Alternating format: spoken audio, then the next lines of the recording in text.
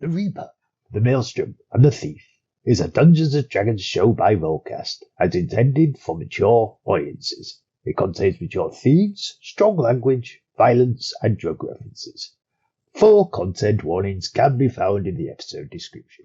Hello, and welcome back to the table. I'm Tom, the DM, and joining me, as usual, of course, is JB as our gnome Dix, Coogan as our dragonborn Ezador. What up? And of course, Gaz as our human. Yo, Ezador. yo! Nice. Lovely. Nice. Getting down with the kids. So, as is become our custom, guys, well, the last couple of weeks I've been asking you about facts, but I thought I'd go back to an old favourite of ours, just asking you straight up questions about your characters. Just to kind of like hone it in a little bit after getting facts such as, my character is blue. Yeah. I mean, not incorrect, but... So, the question this week for you all, what is your greatest fear? Your characters, just to point out, your characters. I don't want to hear about how you guys yourself are scared of spiders or heights. It must have started when I was 5 years old. Blue people.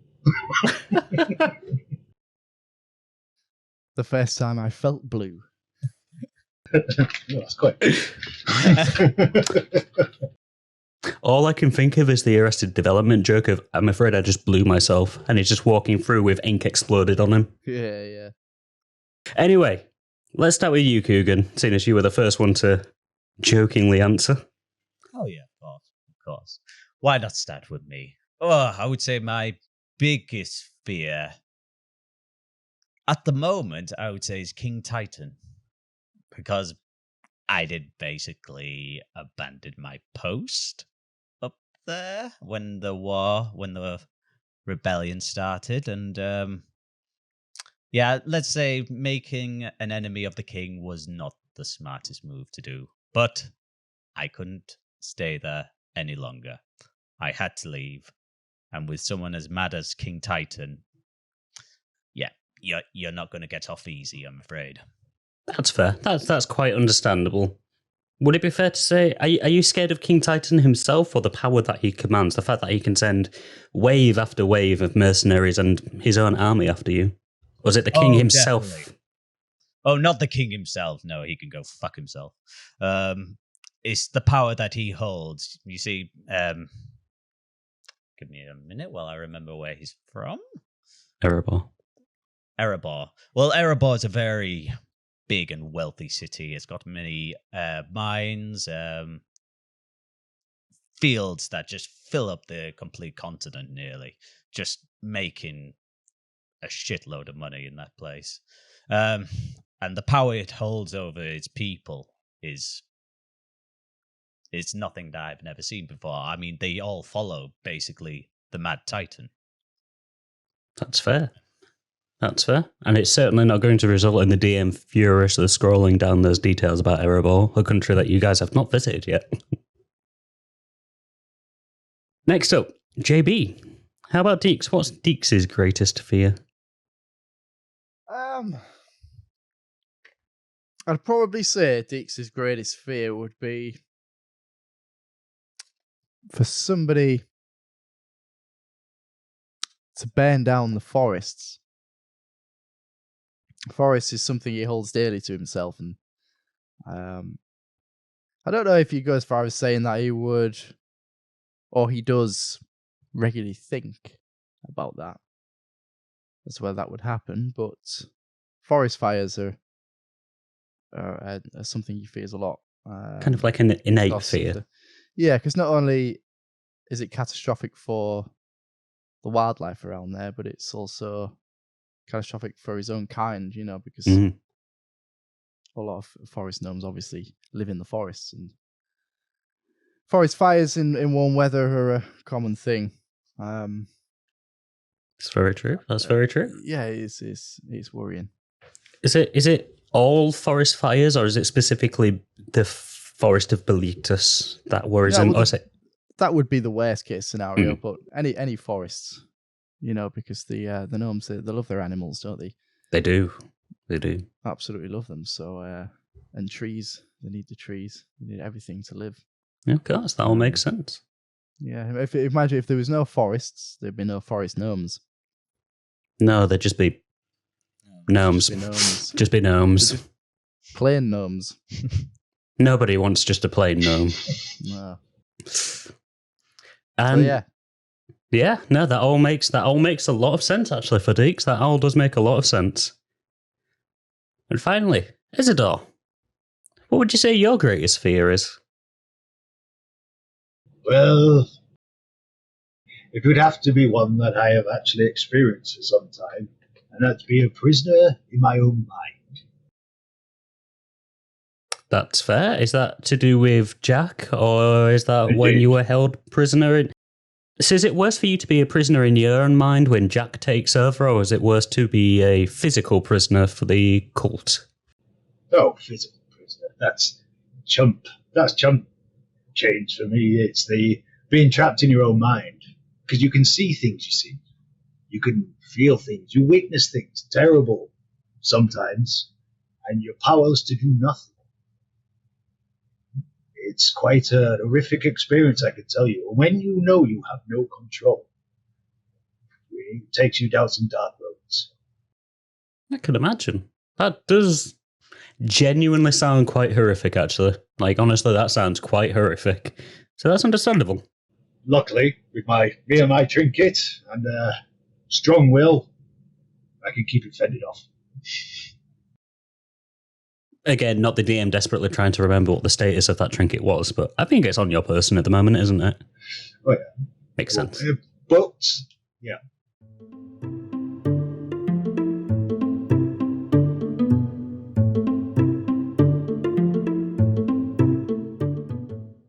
Okay, guys, so the last time that we saw you all, you were just leaving Amrius Reap's mansion after he had explained what he was now doing for Valar, how he was going to help you guys out on your search for the plinths.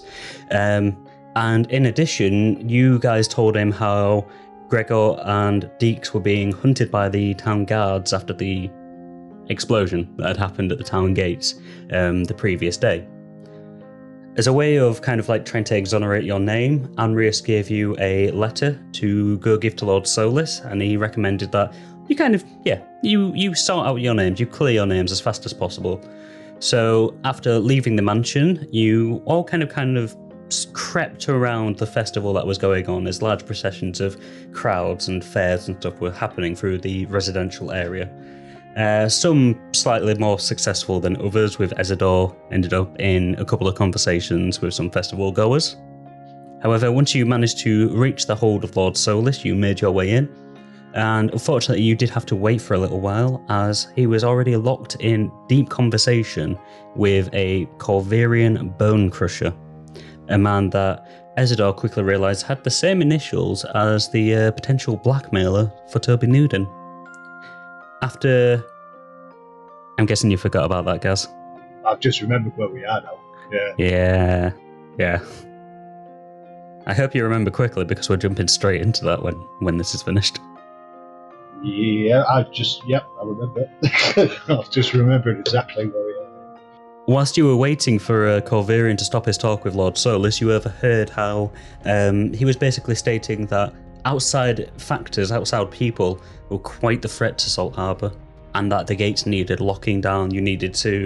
Lord Solis needed to essentially stop so many people coming in and out of Salt Harbour, which obviously, as a port town, is completely unfeasible and quite stupid. After he left storming off angrily in the late afternoon, the three of you approached Lord Solis, and Lord Solis, overjoyed at once again seeing Gregor, who he believed had helped slay a dragon. Not quite correct, but it's still dead in the end anyway, so. Yeah, it hurt to say that. It hurt. It does. After explaining the situation to Lord Solis, though, as to why Rag and Ivok, took me a second, there's been quite a few sessions, guys, since we've had your old characters, so forgive me on that one. He explained why Rag and Ivok were no longer present, and upon Lord Solis's suggestion, Gregor accepted Ezador and Dix being inducted into the Solomonari, updating kind of like your hero profile, I guess. Additionally, you presented the letter to Lord Solus from Amrius Reap, a letter that simply read, "My bad." A letter which seemingly exonerated you guys after paying off a relatively large fine. Additionally, Lord Solus explained a little bit about Corvirian, about how he was the quartermaster for the town's guards, and how he seemed to have a couple of ideas above his station, thinking that he could actually, run the security of the place rather than just doing what a quartermaster does, which is provide the weapons and keep track of the inventory. Nonetheless, with your names finally cleared, apart from still Gregor with his involvement with the arena fire, but we won't mention that for now. You, tangentially, you were involved in that. They wanted to question you because you were seen with the one person who everyone thinks burnt down the arena. A person who is now dead. So I'm a person of interest. You're a person of interest, yeah. You're not really a suspect, they're just kind of... I think they want to see what you know. But nonetheless, you didn't raise that with Lord Solus for probably quite obvious reasons. And you guys exited again. On the way back down the hill, back down to Salt Harbour itself, Ezador realised that those initials meant something for Corvirian Bone Crushers. So the three of you decided to tail him. Seeing as night finally started to set, and there was a mass meal happening in the commercial area of Salt Harbour, you tailed Corvirian until he found himself at the Baneful Squid, the tavern where Sailor Twift's legendary performance was about to take way. With Corvirian entering into the tavern, the three of you devised a plan. Dix, being the smallest, would infiltrate into the crowd. He would find Corvirian and he would tail him, essentially leading him back to you guys. However, Dix, you were not quite prepared for how raucous and rowdy the crowd were, being booted all over the place before finally being booted onto the stage, right in front of Sailor Twift as he continued serenading the crowd. It was a fucking nightmare. Dix, once you found yourself on the stage in front of Sailor Twift, yeah, you found it a bit of a nightmare to behold, trying to dance along to the music. You had a spot of bad luck as your pants fell down. It's really not being a very dignified day for you so far this festival. You then tried to crowd surf, understandably wanting to get to the bar where Corvirian was. A good idea, if not for the crowd kind of parting as you jumped on them. As the concert continued in full swing, you again tried to make your way back, and once again found yourself sailing through the air as someone else kicked you. However, this time you managed to grab onto the chandelier as it rocked. The chandelier probably snapped, however, sending you plummeted into the ground.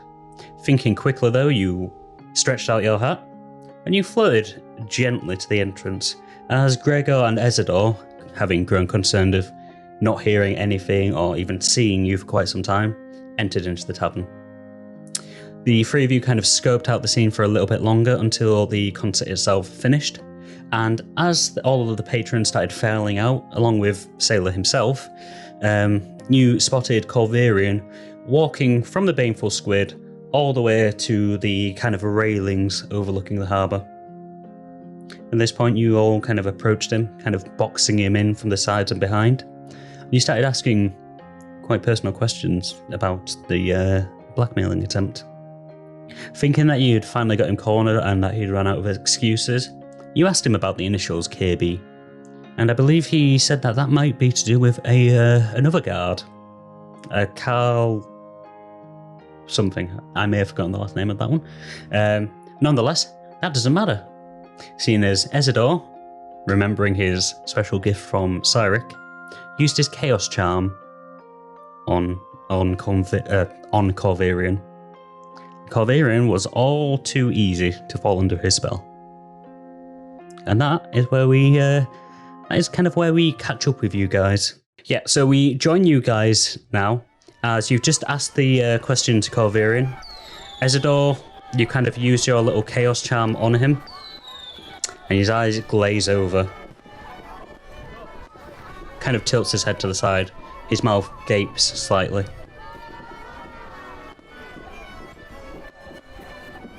Ready for another question? Will allow us to accompany you and help you. Roll persuasion with advantage.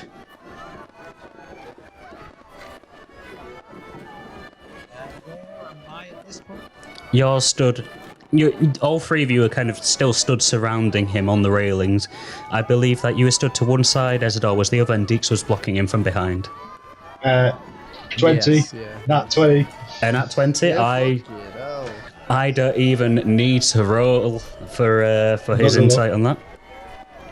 Hey, no, I believe you on this. That looks like an 8. Yeah, a natural 8. That'll do. He kind of, his head still lolling to the side, just kind of pulls it back up. Alright, I was just gonna go back to the barracks. If you three want to accompany back, then citizens, I don't see any problem with that at all. Yeah, so we'll go and question this Kyle fella that you mentioned.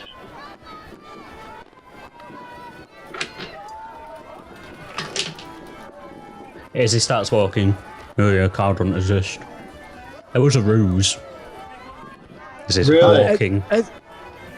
Ezador, you must tell him that once we arrive that we are with him and Dix, I'm not sure we need to go to the barracks at the moment. No, not at all. oh, we're not going with him.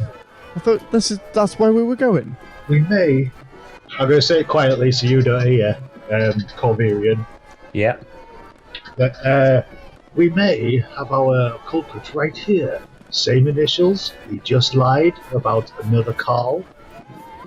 The person bribing. Yes. You should take I him thought to he the was at shop. the barracks. Take him to the shop. Has anybody got a pen There at the and moment. parchment? Yes, Yes. Could I Yes. just borrow that a second? yes, of course. I'll hand it over. Just to point out, Corvirian is still walking and he is around about 12 foot away now. He's gone up the Corvirian. path. Corvirian. He's around there. Could I just show it? I have troubles. Like, can I get you to spell your name on here for me? Persuasion with advantage. Because it's a bit of an odd request.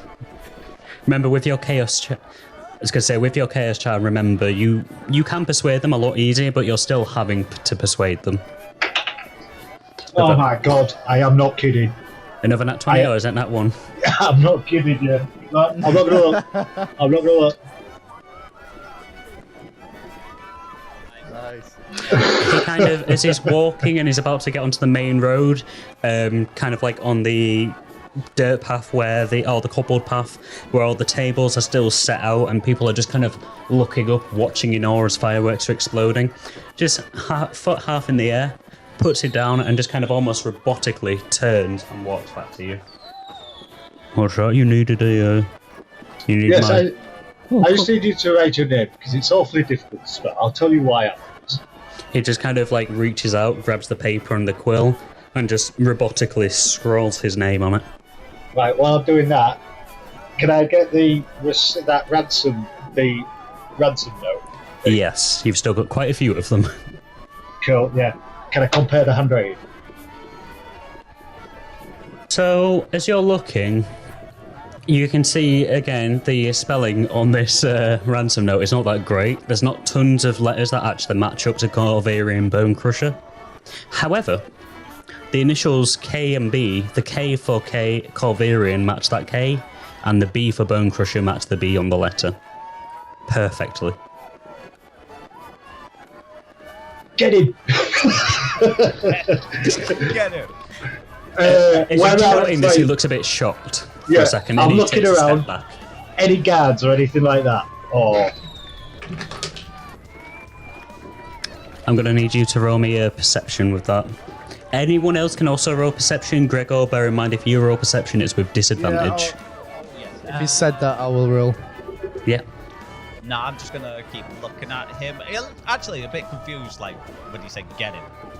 Yeah, Corvirian also looks confused after, just writing his name for this man who's very convincing towards him and just hearing the threat of physical violence. He takes a step back and you see him reach backwards for something. and when I see him do that, I go, flab it. Oh, what's a flab? What did you guys roll for spotting the guards? Forget about mine. Oh Was it a no, bad Josh, one? don't say that. Chibi. JB, don't say that. Oh, me, yeah, JB, yeah. Yeah, sorry, JB. You're gonna have to tell us what you got when you announce that you're gonna roll for something. I got a 4. I thought, okay, that's not too bad. That's not too bad. I was half expecting a natural one from you there. I know. I'd have told you if it was a natural one. Fair. How about you, Ezador? What did you get? 7. It's a bit too dark, and all the fireworks that are flashing, they're kind of screwing with your eyes a bit. There's a lot of people stood around, and there's a lot of people sat down, but because of how dark it is, they've kind of taken off all the lanterns, they've dimmed all the lanterns down, so that the fireworks that are exploding above you are much more vibrant, so you can't really tell. Right. There are That's people right. around, though, that much is clear. Right, I'm just going to casually walk round to the other side of him, to the way you took them, so I'm on the opposite side to where these two are. So I'm stopping him going to the barracks. And I'm just going to be like looking at these two and go, Oh. Roll me a stealth check then, Ezador, please, because he's already alerted, and whilst he's under your thrall for the Chaos Charm, that doesn't mean you can do whatever you want. It just means he's more susceptible to your oh yeah, no. commands. Well, what I was thinking was I've just walked behind him, so I'm now behind him. And it's just like, obviously while he's looking away, I'm signaling to them to. Okay, rather than stealth, roll me dex then, please. Can I, in the process, I'm going to whisper back to Ezador, alive? Gregor, this has to be you. He doesn't hear this. Who, Gregor? No. Corvarian doesn't hear you two whispering, because if Dix is stood... Actually, there's a point. Dix is already stood behind him. Yeah. As he's taken a step backwards, he's kind of walked into Deke slightly. Dexterity, sorry. You can cancel that roll, Ezador, because Deeks is stood behind him already. Unless you also want to stand behind him. So the way it was is that... Sorry, just to explain, the way it was, he was there. Ignore me. He was stood so that you three were surrounding, and then after you'd started discussing stuff with him, he started to walk towards the barracks up here, and then Ezador stopped him around about here. So yeah, Ezador, dexterity, please. Oh right, yeah. Yeah, sorry, that was my bad. That's fine then. 14. 14. Deeks, what were you trying to do? So Ezador's just said alive to me, so is he stood in front of me, you said? Yes, so he is stood in front of you, and Ezador with that roll, you kind of get behind him, but he's also kind of still half turned with his hand going towards his back, so you can't fully get directly behind him. It's kind of like a 3/4 stance. Where am I? You're also stood in front of him. Am I also stood? Okay. I'm going to weave around his legs then with my rope of entanglement. I know it's not going to have any magical properties, but I'll just use the rope as a standard rope and weave around his legs. If I can get through his legs, if his legs are apart in any way, I'll weave in between his legs and around, and I'll try and wrap his legs tight shut, and then shout with Gregor, help! Yeah, as he's Gregor, doing that, help! I start walking very fast towards him, and I pull out my sunblade that also has a silver. Yeah, it's got the knuckle duster and the blade on it. Yeah. Okay, so Deeks. I've got to grab his hands. Okay, let's do this in the order that people said. Yeah, do it in order, but I'm grabbing his hands while he's Yeah. walking towards him. Behind him. Deeks, roll me dex. Yep.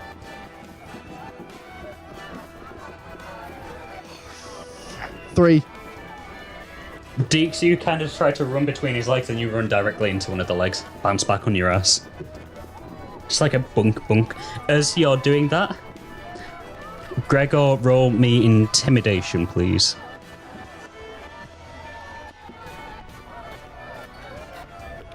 13.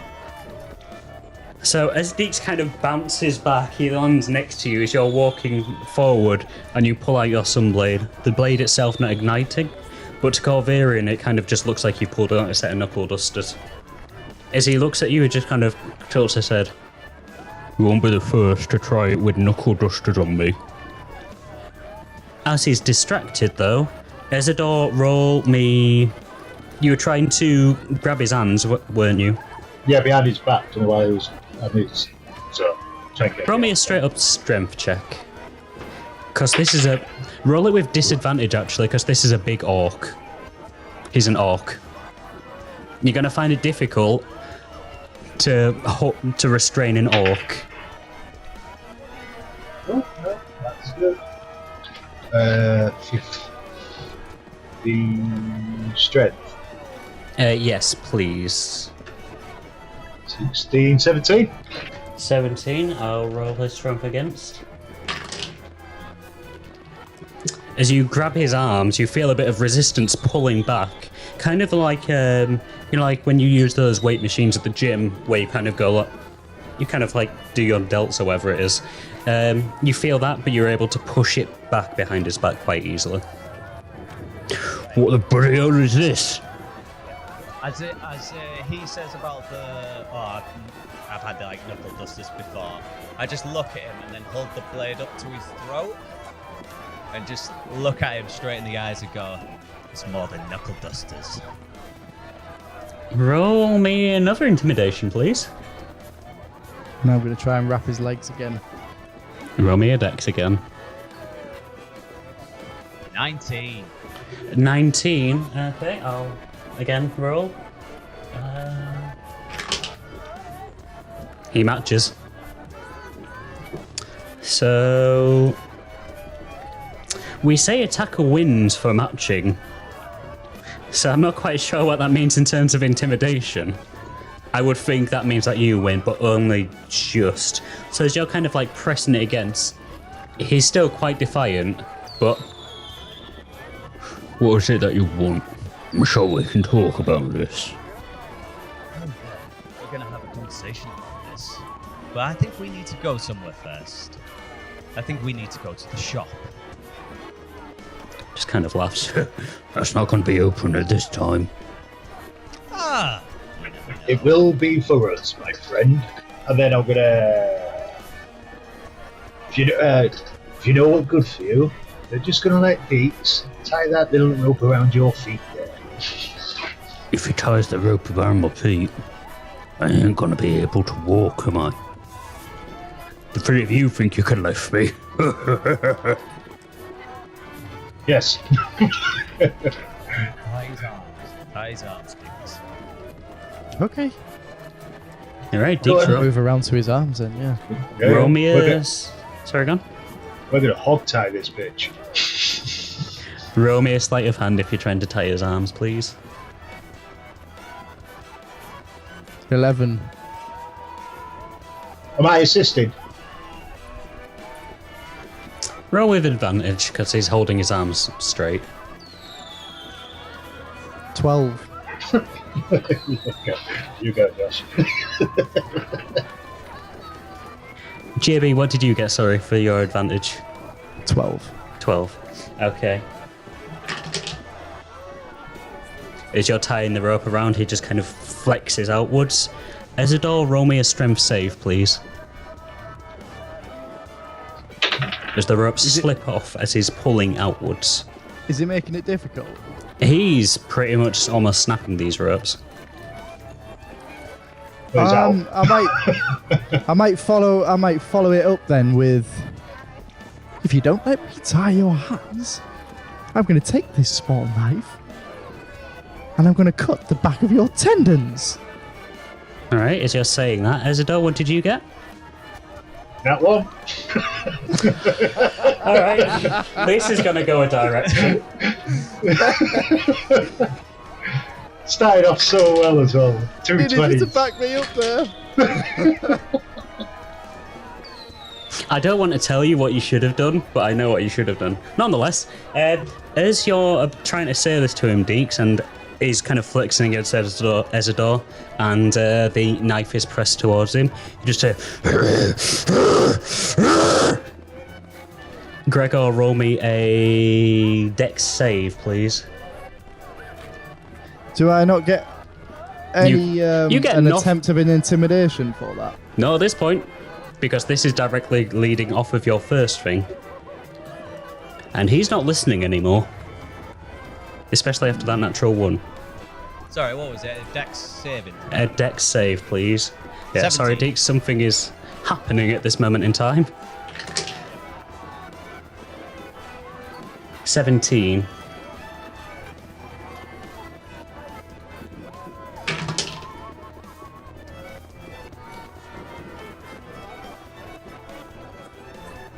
As he's kind of like stretching his arms, and Ezador, your arms are thrown backwards.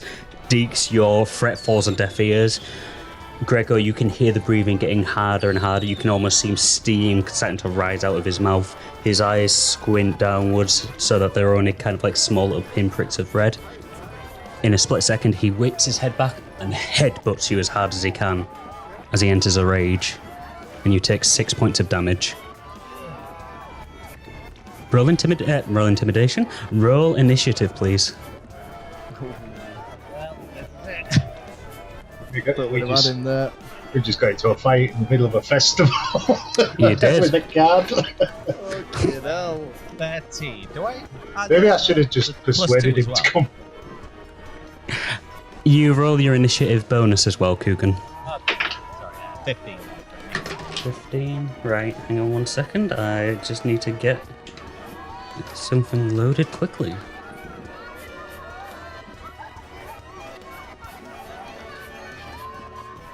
It's bloody magic either.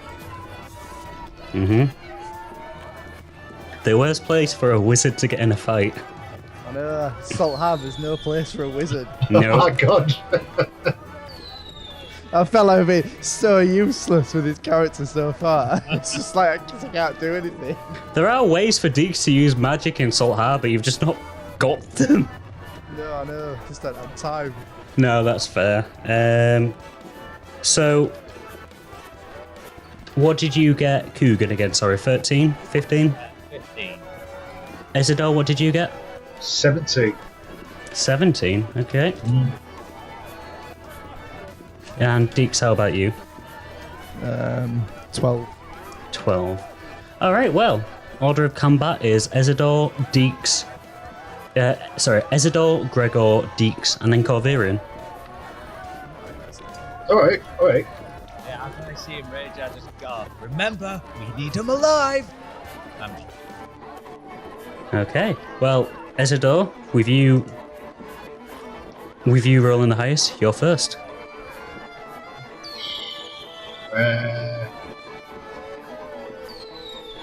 Okay, I am going to do 4 knowledge, I think. Okay, how does that work? I point my finger at target in range. Your magic grants you a brief insight into the target's defences. On your next turn, you gain advantage on your first attack roll against the target. Okay, so how are you doing this then? How are you... And also, does that count as magic? Is it a spell slot? Oh, it's cantrip. I'm afraid I'm going to have to class that as magic. God. Yeah. Sorry. If it's innately magical, like Gregor's electric breath, so a characteristic that race has, that doesn't get stopped. But if it's something you've learned, such as magic, unfortunately that does, I'm afraid.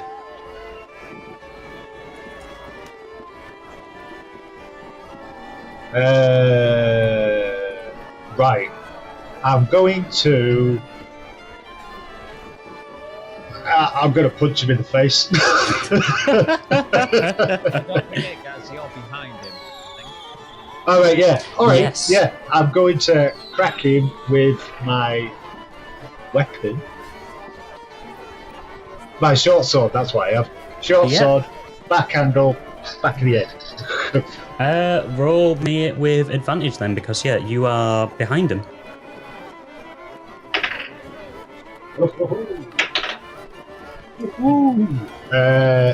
What am I rolling, sorry?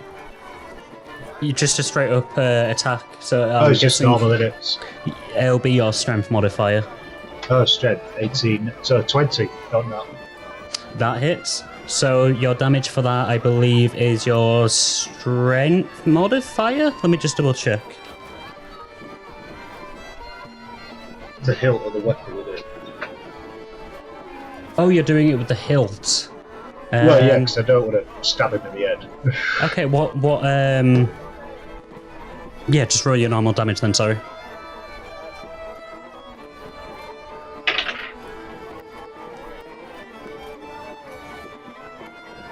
Oh, so there ain't bludgeon or anything on it, is it? That's just the type of damage. Oh, so we'd change it from piercing to blunt damage. But yeah, right, just so do your... I rolled a 12. You've got a d12 of damage for your short sword. Oh, sorry, yes. Wrong dice. That's okay.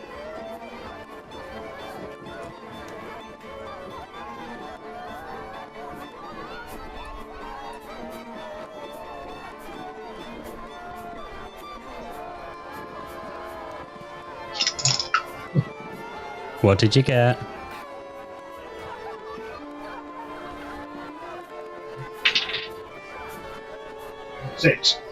Six. Okay.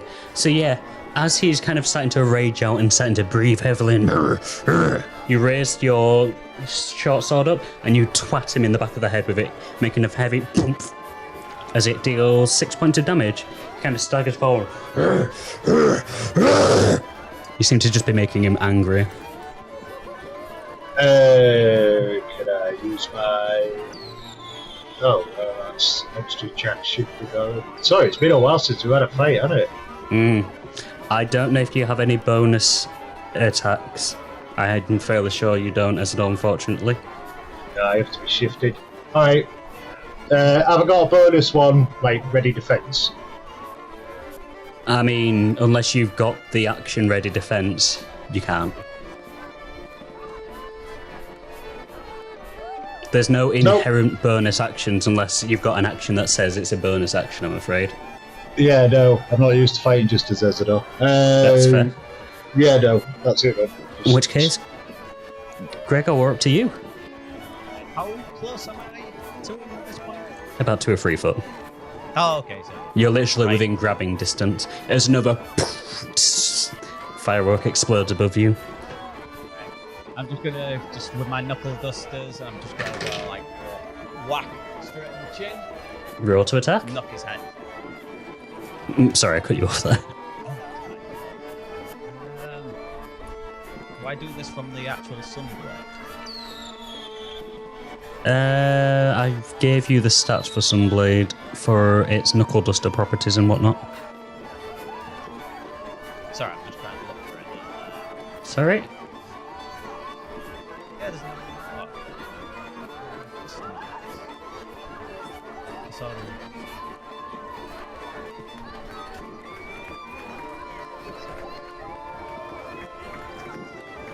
No, it just has the Sunblade stuff on it, and that's it. I know I gave you the stats for it at some point because you had it done. Let me just check something. 1d4 bludgeoning. Plus your unarmed attack. So your unarmed attack is your strength bonus plus 1. So it'd be 1d4 plus 3. No, sorry. 1d4 plus your strength modifier plus 1. So whatever your strength modifier is. Okay, so yeah, roll to hit, Gregor. That is 23. That definitely hits as he's head-butted you. Your head kind of goes back. You take a half step back. You plant your foot down and you swing upwards, connecting directly underneath his jaw. You hear a sickening. As you. Damage again, sorry, for the knuckle dusters. 1d4. 1d4.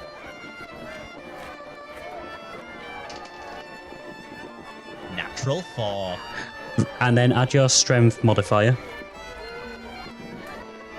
That'll be 8. You've got a plus 8. Oh, no, plus sorry, 4. It's plus 4. Yeah, so And then add 1 to it. So that's 9 in total. 9. Yeah. Okay. So you hear a second as his head juts back. You can see that he's kind of bit into his lips and blood starts trickling down. He whips his head forward and just a big grin appears as this jagged mouth is kind of oozing blood now. I smile back at him. Let's do this. Okay. Dix. Your Yeah, turn. can I spend an action to put this rope into right, it's called a lasso, isn't it? A lasso. A lasso, that's it, yeah. It's a form of lasso, so I want to tie the knot to make a ring around so I can try and lasso him. Alright, I'm not going to even If I class need that an action for that. I'm not even going to... I'm going to let you have that as a bonus action because I like that. Roll me a sleight of hand, though, to do it, please. 18. Yeah, so as Gregor hits him upwards and you hear the sickening crack, you can hear quite a few people around you starting to witness the commotion. There's a couple of screaming, there's enough firework. But you're not paying attention, Dix, as the sky is lighting up above you, casting you in a yellow light. You're tying this little rope together and you make a lasso. Nice. Is that my action, or can I spend an action to use it? You can use an action to use it. Could I move and make an action? I'm not going to allow that, I'm afraid. Alright, okay. How far am I away from either Gregor or Ezador in regards to feet? So, in terms of feet, all of you are kind of like within 5 foot of each other. 5 foot. Colverian is kind of like in the centre and you're all to the sides of him. Alright, I'm just going to try and go for a lasso around his neck then. Roll Lasso. me. Lasso. Lasso. I can always call it a lasso. Lasso. Lasso. Lasso. Roll me a... Oh, what would this be for this? Athletic? Acrobatic? Is that just because you're really good at acrobatics? No, I'm terrible at a lot of things. Unfortunately not. Acrobatics is kind of like balancing and acrobatic stunts. Dex, wasn't it? Dex? I would think Dex, yeah. Roll me a Dex for this. I have to say, a lot of all the... Sorry, go on. Go on. 13. I was just going to say, I have to say, all of the kind of like additional skills that you get in this, not a lot of it is great for combat. Stuff out of combat. 13, you say? Yeah. With a natural 20. As you chuck it around, it kind of like hooks onto one of his teeth and just chomps down and splits the rope. Alright, Sorry. that's my action. It was a nice idea and I wish that had have worked. That would have been grand. However, having been uppercutted by Gregor, he pulls his arm back and with a quick jab forward, goes to jab Gregor in the stomach.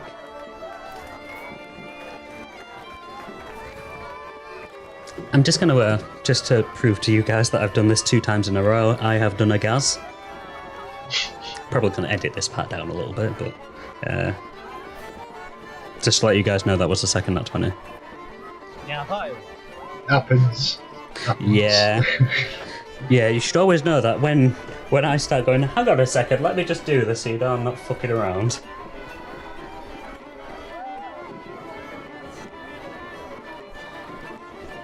That should probably come through in Discord in a second. I don't know. That's a 20. That's a 20. If that's the dice you rolled. You saw my hands, Gaz? There's a lot of dice down. There's tons of dice down there, yes. But generally I use my nice green one. I believe you, Tom. But after taking this crack, he swings his head down and grins. Sudden jab into Gregor. Gregor, you take 6 points of damage as you get hit directly in the stomach. You feel your feet lift up slightly. I thought it'd be worse than that, to be honest. Yeah, his strength is not amazing, to be quite honest. Despite being a big old orc, his modifier is not great. And then he kind of whips his head backwards for kind of like a reverse headbutt as he takes his second attack.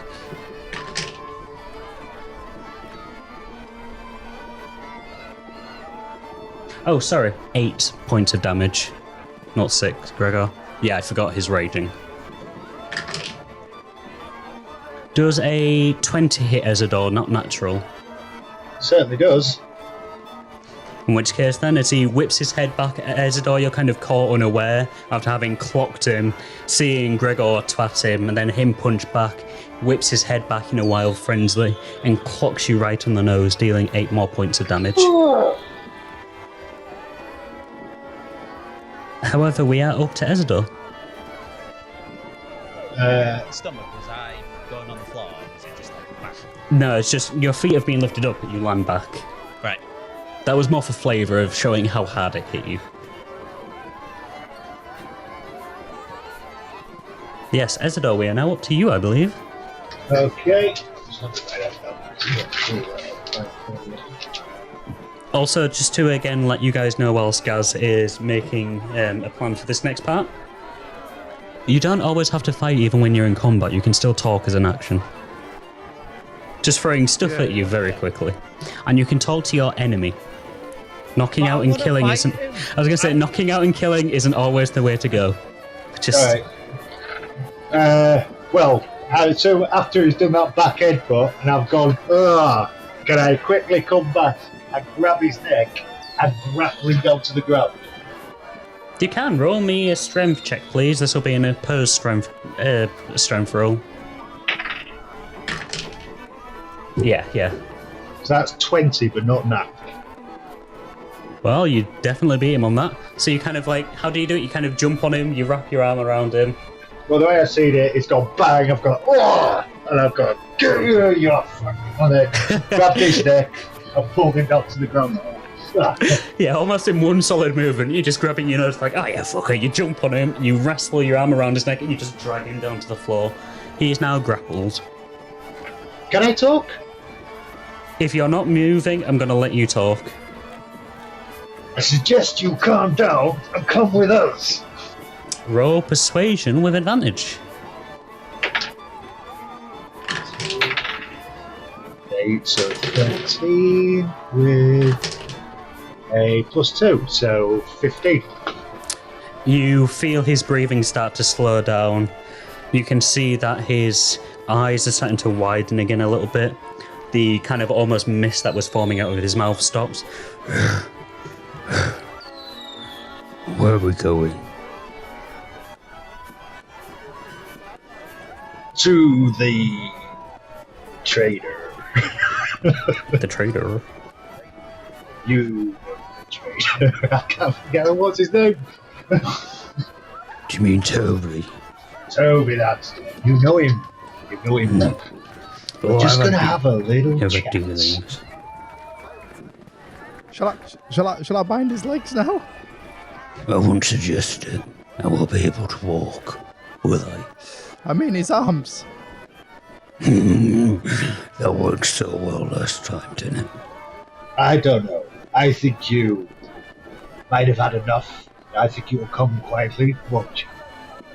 I was just getting into the swing of that. Sports. Alright, I'll come with you. Yeah, I'm looking at him just thinking, same here. For a split moment, there's almost like kindred spirits between Gregor and Corvarian. Right, I'll let go of his neck then. He just kind of rises to his feet as another firework goes off. And despite, like having been terrified seconds before over a fight happening, having seen that it's kind of resolved amicably, the rest of the festival goers stop kind of like gawking at you, and they just turn their attention back to the sky and start clapping once more for the pretty explosions in the sky. Yes, nothing to see here. How about your merriment? With that, they continue their merriment. Shall we continue then? Alright. Toby, Should have really asked him at the beginning, really, shouldn't we? Corvarian starts walking forward again, now heading So he's heading back up to the intersection once more. To the left of him is the crowds of people that were sat at the communal dining area for the festival. To the right is kind of like the road that leads to the blacksmith's hut. However, he's continuing upwards, heading towards the Baneful Squid and the general store of Toby Newden. Can I just hang back a little bit to have a private word with these guys? Yes, let me just roll something for speed. He's walking. I'm just imagining Ezador just going, I think we got the wrong dog. It's not him. It's not him, you know. If you guys are walking as well, he's around about 40 feet in front of you. If not, every 10 or so seconds he's going to get 40 feet ahead of you. Oh, well, I want to stay with him. I don't want him going that's off. fair. Yeah. So you're walking and talking then as he's starting to walk towards the shop. Yeah. So I'm going to whisper to the point I don't think he can hear us. 40 feet away, fine. he can't hear you. Alright. Just so you know, guys, this fight's still probably coming because when he gets in there and we say it's him, he's not going to just give up, is he? No. Him down? I think we need to come up with something before we walk through those doors. Well, I think we should walk through the doors, and then you think you should guard the door. I'll continue and tie another lacer. I'll continue my fight with him as he's clicking my fingers. Yes, okay. I will barricade the door so he can't get away. Have you got anything to do that? So he's still walking ahead. He's now at the crossroads again. To the left of him is the Baneful Squid. To the right is the short little street down to the general store. So I'll figure it out when I'm in there. I'm going to try and catch up to him. So I'm about 10 feet behind him. Again, another as the fireworks explode ahead. And he has now pretty much made his way to the actual general store itself. Okay. He's kind of outside the right front. up to it then. Okay. He is stood outside the general store. Are you all stood with him? Yeah. Well. Until I don't think Toby's going to be... Are you knocking on the door at this point, Ezador? Yeah. You hear kind of like a ding as the door slowly creaks open. You see the face... I'm just going to have to quickly load Toby up. You see the kind of overweight, out of breath face of Toby just kind of peer outside. Oh, hello. What are you doing here, Mr. Ezador? Remember me? Well, I think we have a fellow you may want to have a little chat with. Oh, I knew that'd be me duck. Well, if you let us in. Very well, I will let you in now. And he opens the door. As you kind of enter in, the sound of the fireworks fade out. That was not the lighting effect I expected. Very green. Yeah, there we go. A nice, cool ambient one. Sorry, I'm still getting used to these. Better. Yeah, the door opens and you kind of walk into the general store. It's kind of, it's obviously going to be quiet in there. There's no one else there. Toby is kind of dressed in some general slacks, and all of the fresh produce and stuff has been put away for the night. There's a bunch of empty shelves, but it's still a bit cramped to walk around given the counter towards the back and the island in the centre of the store. Right. I assume we've walked past him while he stood at the door. Toby, yes. Toby's still stood at the door. Can I be the last one to go in then? Yeah, so as you all start walking through, he sees Gregor. Oh, hello, my love. It's been a while since we saw each other. I think it was well before... Well, I think you were all with that Mr. Reap, weren't you, for that expedition? Yes, we were. I hope it went well. Yes and no. As Dix walks by, kind of looks down. Right, me duck, I'm sure I've seen your face somewhere, but not on someone as small as you. There's someone else taller with my face? Yeah, today came in asking some really weird questions. Weird coat on him. No. I'll suppose I'll have to keep an eye out for him. Yeah, he will. And as Colverian walks through, he just kind of look at each other. Roll me a perception check if you wish. Or an insight check. Insight or perception. For me? Anyone who wishes to. I'll roll an insight. So they share a quick look between each other. 22. 22. 10. 10. And how about you, Gregor? 16. Okay, so Ezador, you going in last and guarding the door, you don't see any of this look between the two of them.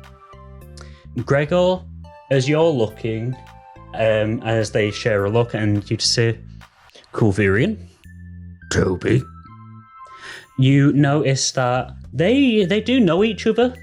They seem to almost have a semi-professional, semi-antagonistic kind of demeanor to each other. And Dix, as you're looking and you see that, something rings a bit weird to you about it. You can see that Culverian is kind of looking down on Toby. Even with his tone of voice, he seems to be thinking less of him. And Toby doesn't seem to be able to quite stand being in the same area as Culverian. Despite that, though, yeah, there's some kind of professionality to the way that they're talking to each other. There seems to be some bad blood between you two. Oh, not bad blood as such, it's just, well, Mr. Bonecrush here, not really my type of person, you see. No. Because he's an orc? Oh, no, he's just brash. I think he's, well, I don't know how much. Just kind of looks to Culverian. You're not going to start fighting me up, are you? Depends what you say. I'll word this carefully then. Culverian used to be in the army, and he's not in the army anymore. And orcs, well, after a certain age, they're not quite as good as fighting as they used to be. But they want to relive their glory years. So it seems a bit... I can see that. Bit weird how he's the quartermaster, innit? What's your tone? Well, maybe he's busy killing people's wives and blackmailing people for money.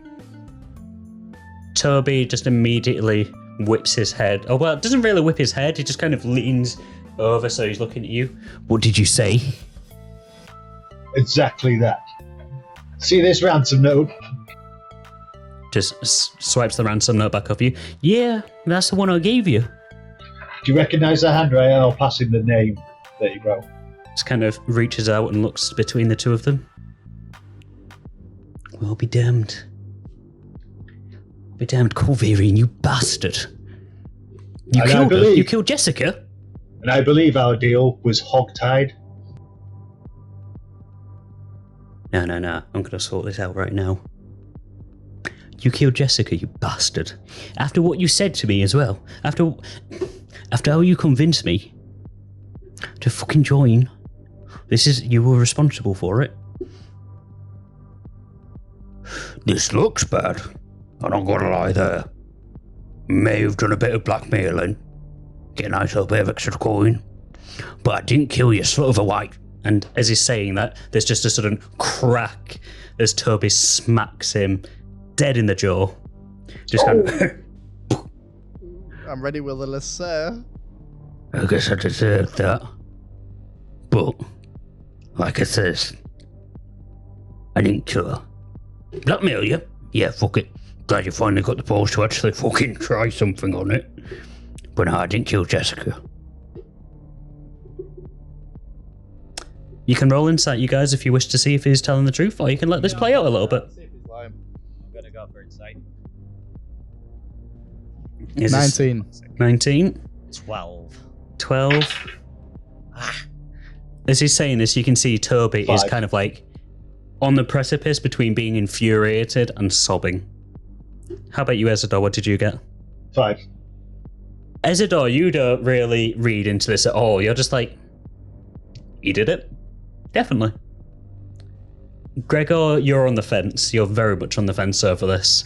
You're just so confused by all these twists and turns. However, Dix, you're telling the truth. He didn't kill her. Blackmail, yeah, but he didn't kill her.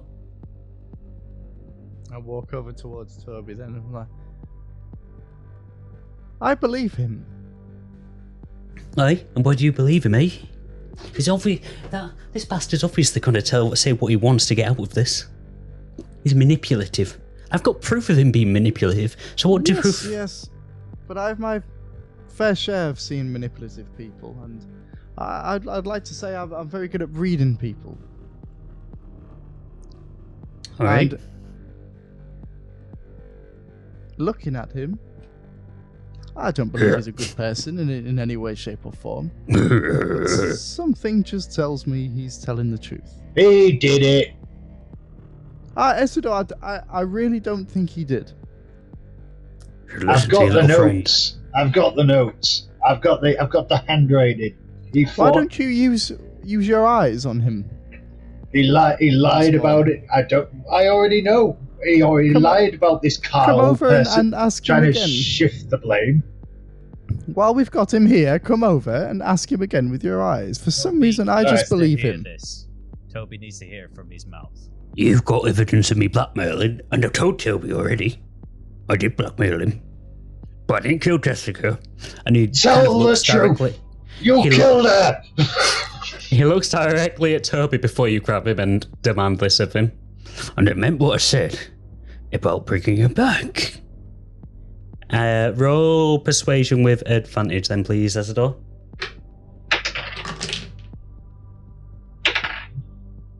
18, 19.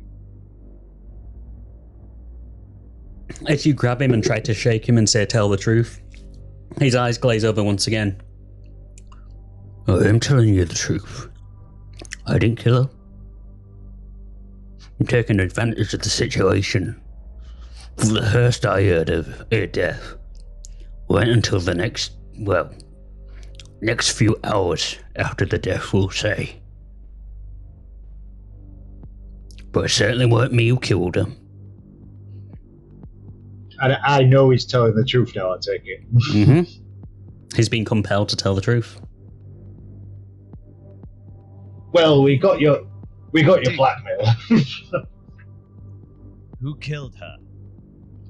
Just That's looks it. persuasion again with advantage.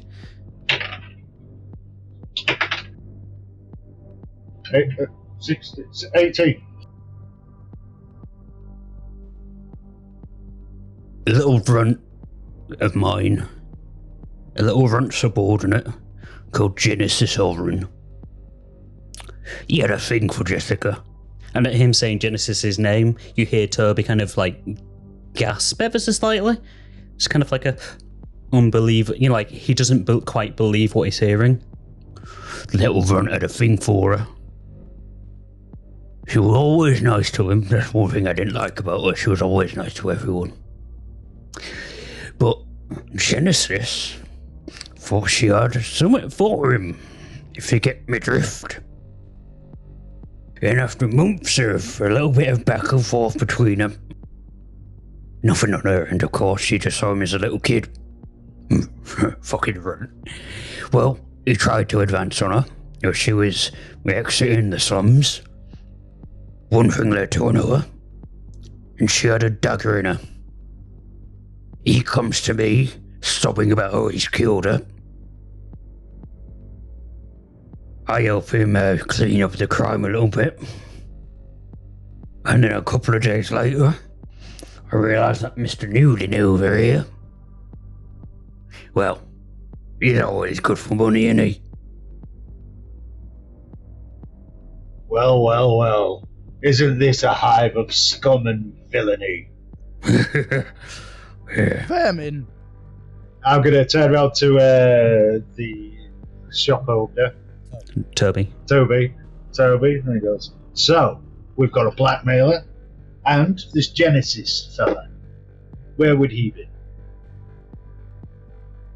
I'm not quite sure. His voice is quiet with a very quiet but intense fury.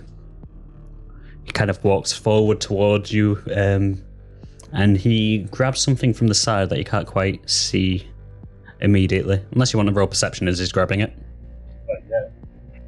As he's starting to advance forward then, I'm not quite sure. I'd assume it's probably at the guard barracks, but I'm not sure. or the guards' patterns change for the festival. What did you get, Ezador? 20, not that. He's grabbed a knife.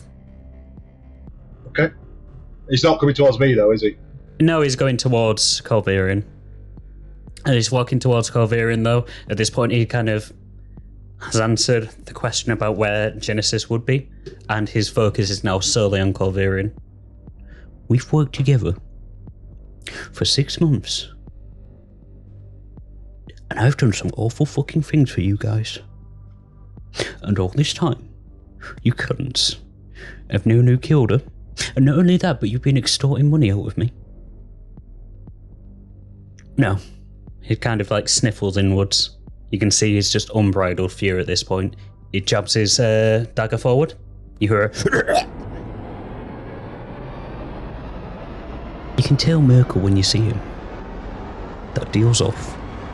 And him and the rest of the cult can go fuck themselves. As he kind of twists the knife and yanks it out. A splay of blood splatters across the floor. Corvarian takes a step back. He raises a fist to try to punch Toby, and Toby again stabs him in the abdomen. Again, moves the knife up and down, yanks it out, and as he does, intestines spill out. Corvarian drops to one knee, looks back up at Toby. You always said that I should take more fucking ownership, and that I should be more, what was it? Manly. Just fucking stabs him straight in the eye. The blade still sticking out of his eye, Corvarian falls to the side, on the ground. Well.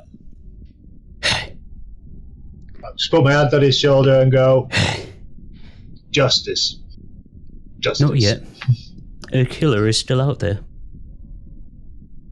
However, I did say that I just wanted to blackmail her. For now. I might ask your services to find this Genesis guy. I know who he is. I saw him skulking around Jessica all too often. But no, I wasn't quite sure about telling you about the rest of the cult. Oh, the people I know at least. I'm going to be upfront and say I don't know all of them. I know some of them though. But I was on the Thank you. I was on the fence about it. But Corvarian's the one who approached me a couple of months ago. Said that if I worked for the cult, if I helped them achieve their goals, then they'd be able to bring Jessica back. But if he's able to lie to me like that, and to use me like that, I don't think the cult's going to bring her back, do you? Unfortunately, I don't think so. They just use you until you're done. That's how they work. Alright. Okay, let's go to the back room then. There's some seats in there. We'll get you all a refreshment, a drink or something, and I'll tell you what I know about the cult. Very good. But one thing. Yeah? Should we clean up the body? I'll clean it up after you've gone. Don't want my kids to find him in the morning. No. If you need help, let me know. That's much obliged. Okay, just gonna walk in the back room. At this, we'll take our first break. Well, I just want to say that as I step over his body, can I just take the knife out of his eye and pocket it? Yeah, you now have a generic knife.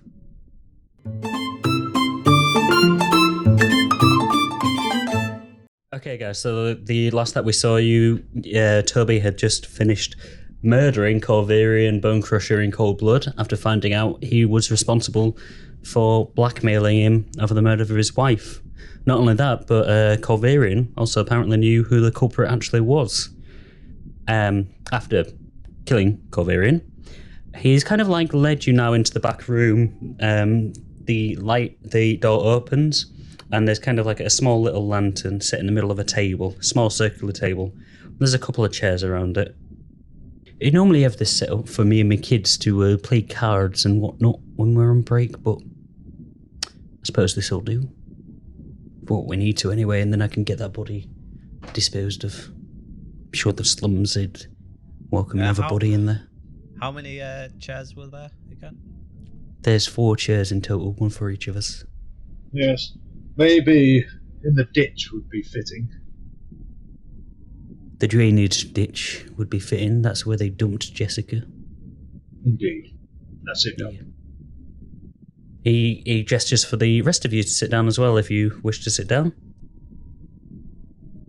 Just as Dix goes onto a chair. Mighty fine of you to say that. Anyway, I believe I promised you some information about the cult, did I not? I believe so. This was you and Ezador's Army? Army? not an army. You and Ezador's army? Well, you I'm didn't not quite speak sure. to us. Oh, I was going to say, I'm not quite sure what you mean by that, but if you two have helped Ezador, it's only right that you know as well. So, as you may have gathered from what I said before, it all started a couple of months ago, when Corvirian, after the death of my wife Jessica, Corvirian came in, said he'd noticed that I'd been a bit forlorn, as, you know, you'd expect after your wife's been fucking murdered. He offered his condolences to me, and, he said that there was a man who'd come into Salt Harbour in the last couple of months who might be able to help me. Said that the man was in close contact with Merkel, the god of death. Said that this man had gathered quite a few people. Said that they were a cult. I thought, obviously, but this man's mad, isn't he? Old Corvirian's finally lost his rocker. But he introduced me to him. He's the man that's down as the leader on that list. And he just kind of raises a hand to his mouth as he's thinking.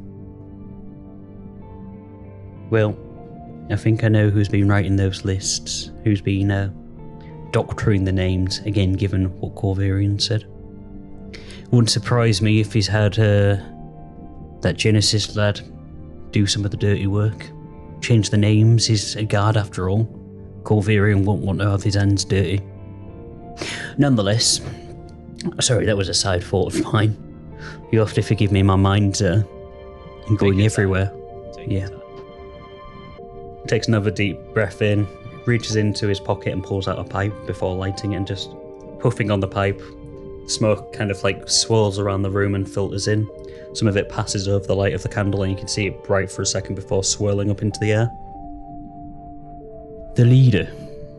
Yeah, that's where it was, wasn't I? Yes. Well, Corvirian introduced me to him. A bloke called Dravelin. Dravelin Temple, I think he said his name was. Weird chap, hobgoblin. Yeah, well, Dravelin, apparently he realised quite early on in their operations that the cult would need provisions for external missions and, you know, like obviously their hideout and stuff like that so that they could eat and drink and go about their fucking missions. Oh, hush, secretive, of course. But he said if I did this for him, if I provided them with the goods that they needed, well, I could never really be linked back to them for a first place. He was always just going to give me lists. I would get the items on the list and I would leave them in a safe space. The next day, a sack of gold would appear on my steps. That was mainly just to cover the cost of the goods themselves. Now, what Dravelin promised me was, just kind of, his voice catches in his throat for a second. If I helped them carry out their overall plans, then, he'd bring Jessica back. I'm not quite sure what their plans were. Like I said, he kept me at arm's length, so plausible deniability and all that. But I'm fairly sure that they went to the Mithril mines, given the list of provisions he gave me. And I think, well, they're obviously based in Salt Harbour somewhere. I get constant lists about food and water. But it's not for travelling out, it's too constant and it's too small an amount for it to be travelling outwards. But yeah, that's the leader. That's Dravelin. Right. He's he's kept me away from stuff. So they Have a was name. giving you a There's list others. of food and water. Well, not just food and water, other supplies as well. Toilet rolls, hygiene products. The stuff that you'd expect from a general store. But I presume that he wanted it secret so that people won't be asking questions. Interesting. So it sounds to me like someone's trying to stay in hiding. Aye, I'd agree. Who picks up the water and the food? I don't actually know that. I leave it in the financial district, near one of the statues there. And then the next morning, it's gone. Do you have a delivery at any time soon?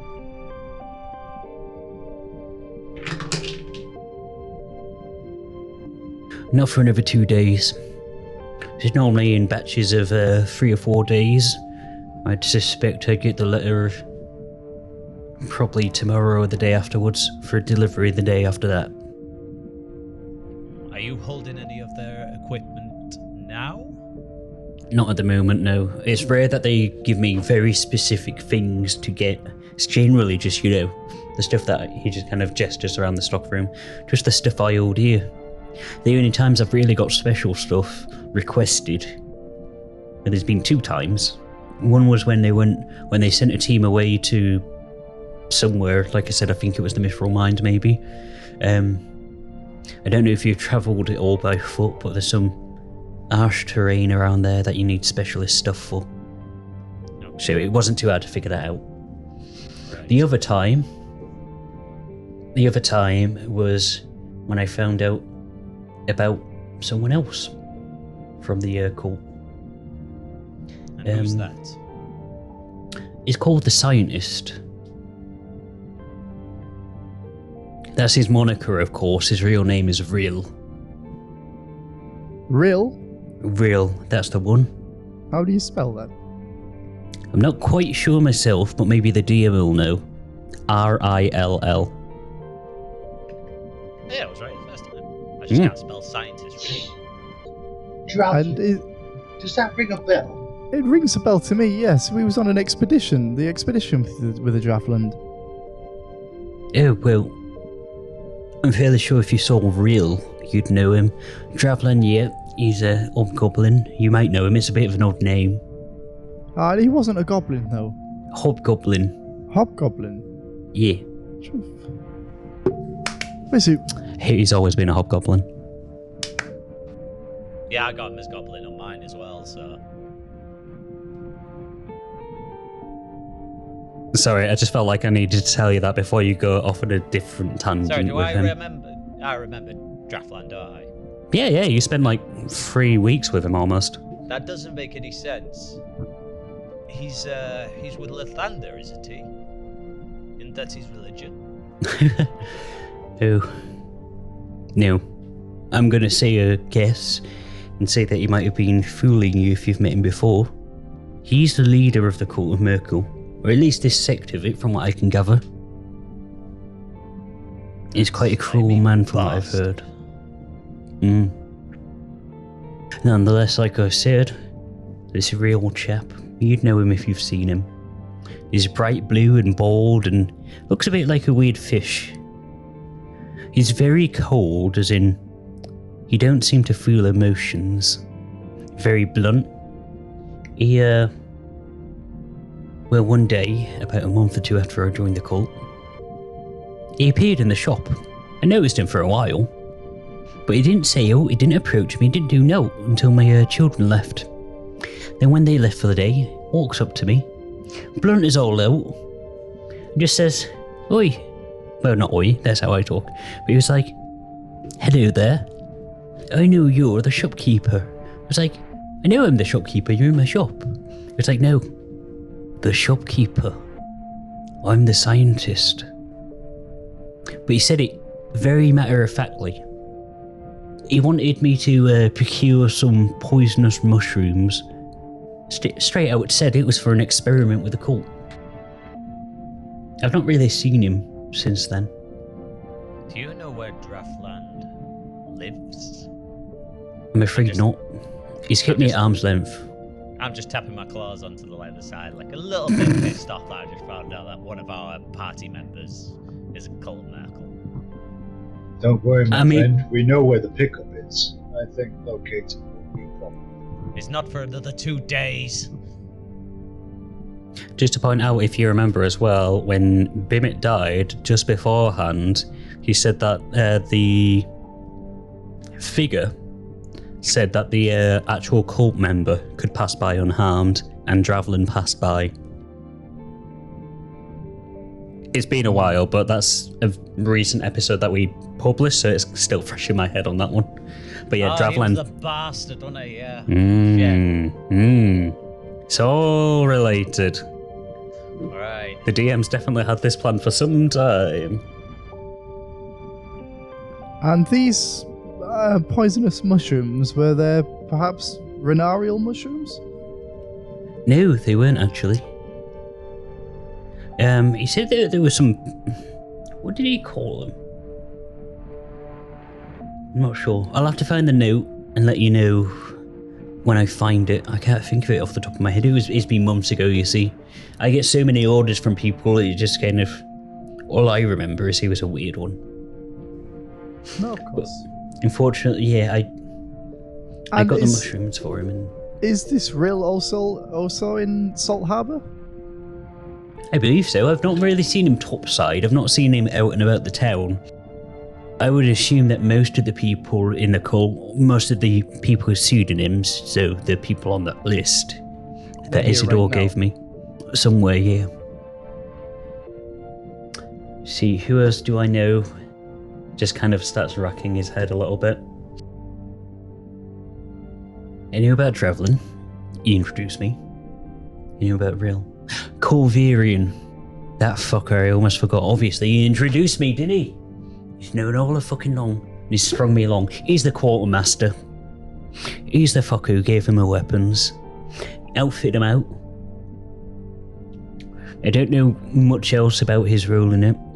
Fortunately, like I've said a couple of times, I've been held at arm's length. I only know the people that I've had direct interactions with. He was one of them. And, like I said, I think Genesis might be the acolyte.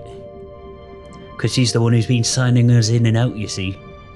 So it makes sense for him to be the one on that list. Quite high up. You won't just... Well, not quite high up, but, you know, high up enough. Make the boy feel important. You won't just trust this to a random fanatic, would you? You could sell us out. But no, Corvirian's had him wrapped around his stubby fucking finger for as long as I can remember. Right. The only one I don't think I know about at all is the one they call the Death Walker. And you ain't got a clue about him. We know. Oh, you do? Yes. If you want to know, of course. I mean, I don't blame you if you want nothing to do with this anymore. You know what? I've told you some stuff about it. You might as well tell me, however. The Death Walker? Yeah, that's what it's called, the Death Walker. Someone who's walked back from death. We have a little bit of an inkling on the Death Walker.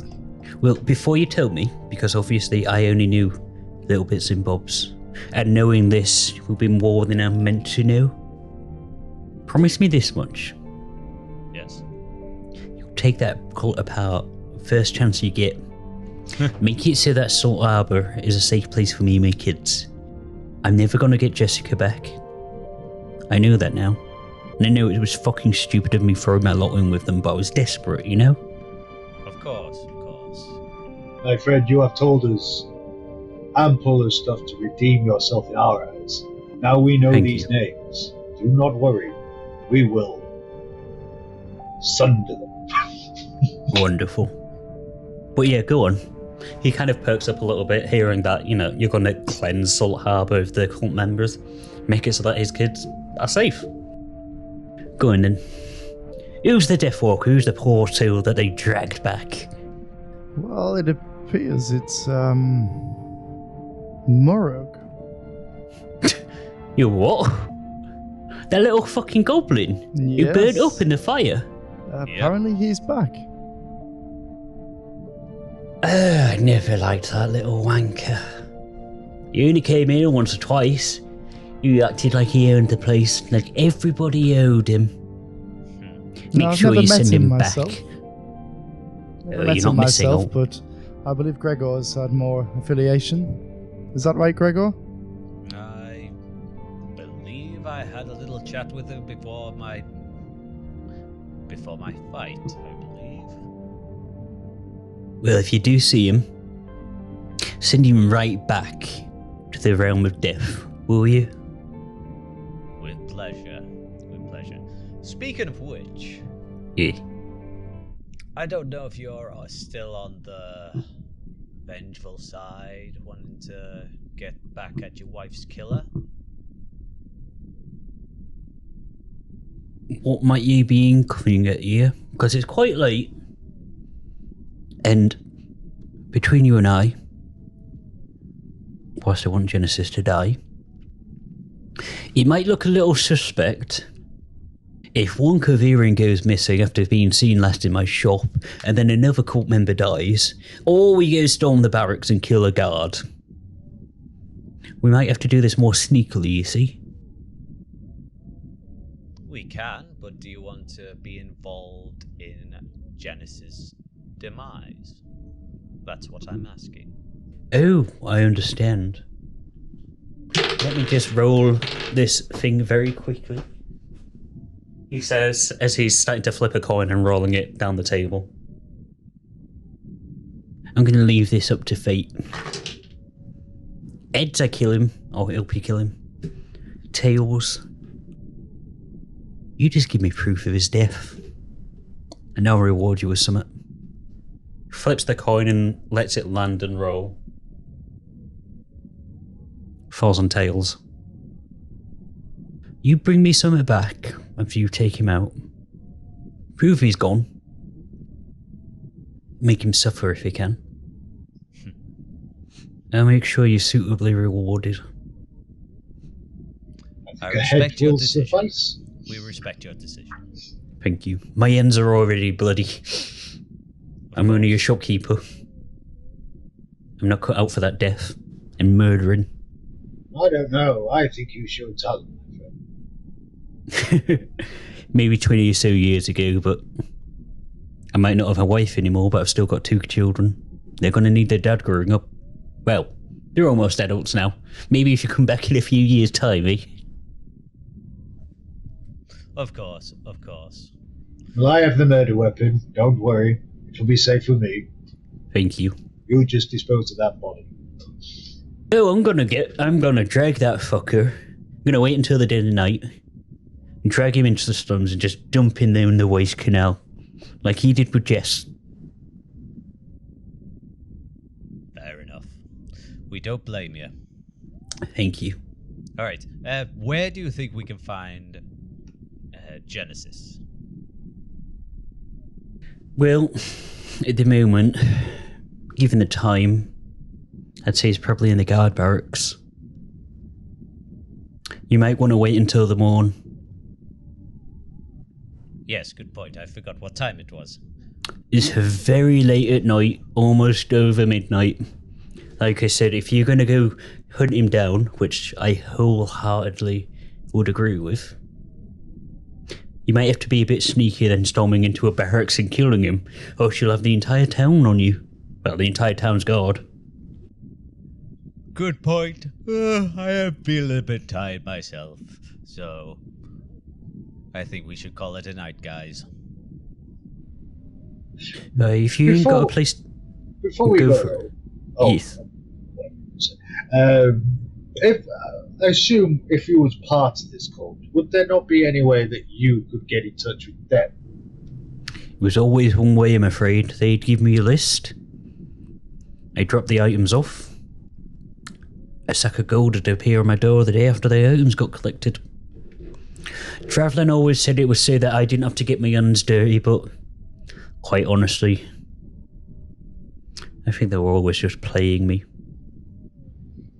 Seems That's that what way. they do. I would class your hands as clean now, though. Just kind of looks at his hands with the blood slowly drying on them. Maybe in a little bit they will be. Metaphorically speaking, of course. Yeah, fair enough. Right. Are we saying that you guys are just heading back now to go to sleep? I am, yeah. How late is it? I would say after midnight. Not too far after midnight, but after midnight. Yes. It's been a long day. I think I need to get back and heal up a bit. That orc really did some... I think he may have cracked a rib. Okay, let's go and rest then. Okay, you guys can either choose to rest back in the dark area or go to the Baneful Squid and see if that's fine. Painful squid! Bob? You guys following him? Yeah. Okay. And as we go out, I go, well, that's a lot of information to mull over, isn't it? Hey, we got At a least lot. We got a lot of names here. I just give Ezador a pat on the back, and I give Dix, like I bend over and give Dix a pat on the back. Sorry, just breaking the niceness there. I give Deeks a bend over, is what you just said. No, I didn't say that. You fucking did. Oh, did I? Yeah, then you clarified. Yeah, But yes, sorry. okay. No, it's fine. Sorry, I just wanted to point that You out. just wanted to point it out. Yeah. Okay, so as the scene fades, essentially, you guys are walking to the Baneful Squid. When you're there, you find Crumb is still awake. He's kind of tidying stuff away. You ask for 3 rooms, and he puts each of you up for the night free of charge. Considering it's the first time he's seen you in a long time, Gregor. And these two are apparently your friends, so he is willing to, give you all a free night at the tavern. I got friends. I'll buy him a pint. So, can you all roll me a d20, please? It's been a while since we've done a long rest, but if you all remember, when we do long rests, I normally make you roll a d20. Natural 1. This is the negative about this. You can sometimes get inspiration. Or like Deeks here, you can get a point of exhaustion. 9. Fair enough. I got 13, but just a reminder, I've got that thing where I only need short rests instead of long ones. Roll it twice, take the higher one. 13. Okay. Deeks. You awake very, very tired. You tried to sleep in the bed. You tried a night of actually sleeping in the bed rather than using your hat as a sleeping bag. You're probably not going to sleep in a bed again. Your hat is so much comfier. You tossed and you turned all night, but you found the mattress was too hard. You found the pillow too big. You then tried to use the pillow as a mattress, but you sunk down into it. You were just not a comfy gnome in the slightest. You wake up, still tired as all hell. Oh dear. Still kind an of- awful night's sleep. So I'm assuming you open the door and make your way out. Gregor pops out and Yeah, No? Yeah. Yeah? Yeah, no, yeah. Gregor, you yourself, again, you didn't sleep too well. Some of the stuff that I'd been told, finding out that Dravlan, you knew that Dravlan was a bit of a traitor, given that he crossed the floor in the temple. You didn't have him pegged as the leader of the Salt Harbour section of the Cult of Merkel. That didn't sit well with you. And Ezador, as you also open the door and head out onto the landing where the other two are kind of forming. You didn't sleep amazingly well. You slept well enough. You woke up after a couple of hours, but you slept for long enough to feel rested enough that everything's back to normal. So you guys have full health again and all of your spell slots. Any abilities, anything like that. Ezador, for you, your Chaos Charm has been reset. The people that were under your enthrall are still under your enthrall, but now you've got 3 more attempts for other people. Sweet. Dix and Gregor, any powers, any abilities, any spells, anything like that, they've all been reset as well. Lovely. I don't think I've used spells in a while, actually. No. I'm wondering if I should use that Chaos Charm you too. Oh my word. I mean, DM might already have something in store for if you tried that. Nonetheless, as you walk down the stairs, you can hear the distinct sound of crumbs sweeping up. Coffee. Moving glasses around. Crumb. Coffee. Oh, hello, Gregor. It's been a while since I've heard someone. Oh, last time I heard that was Rag. He just kind of looks a bit crestfallen. I'll go get you your coffee. Out like bringing the mood down, is Are we all downstairs, are we, at this point? Yes, the 3 of you are downstairs. Can I... Gregor? Yes. I just wanted to ask you a question. When we arrived here at Salt Harbor, you remember the dark area? Yes. Yes. We all have access to it now. We all have access to it now, don't we? It's not. We don't all need to be there. No, not now. Not No. since And remind guards are me not how. following us. Remind me how we used to get in again. Behind the statue. nice. Behind the statue. statue. And we have a key. Is that right? The key is the ring. The ring. Yes. Yes. And you go and put it in there. You put it in a little socket. I think that's behind the statue. You press it, and it opens a door. I'm just gonna have a look to see if I've got that ring on. Unless you've taken it off, you've still got that ring on, yeah? No, I haven't. I was just seeing if I've missed anything.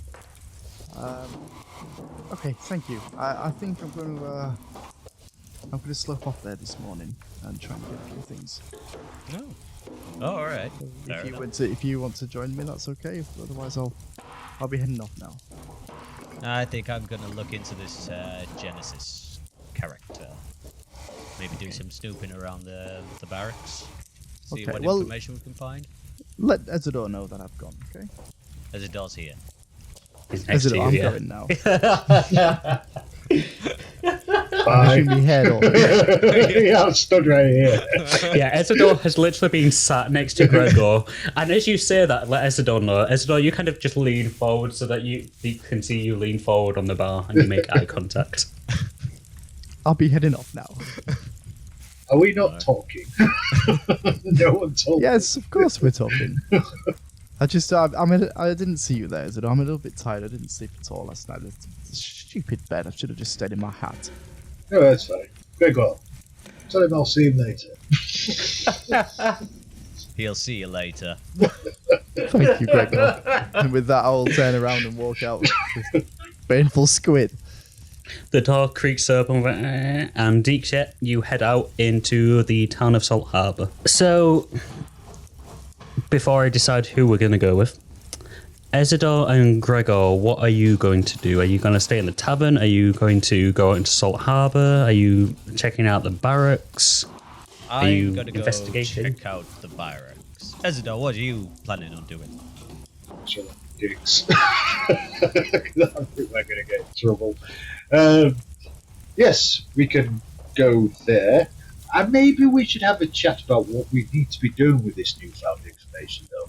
What do you mean? We got the names. Well, exactly. That's all we need. But we've got an entire group of names here. We've got some good information upon an entire cult of miracle working within the Salt Harbor. This is some rather sought after knowledge, and I think we need some kind of plan rather than just going after one member. I mean, what would be the purpose of that? We're trying to dissolve this group, aren't we? Oh, you thought I was going to kill him as soon as I saw him. Well, I don't know. Were you?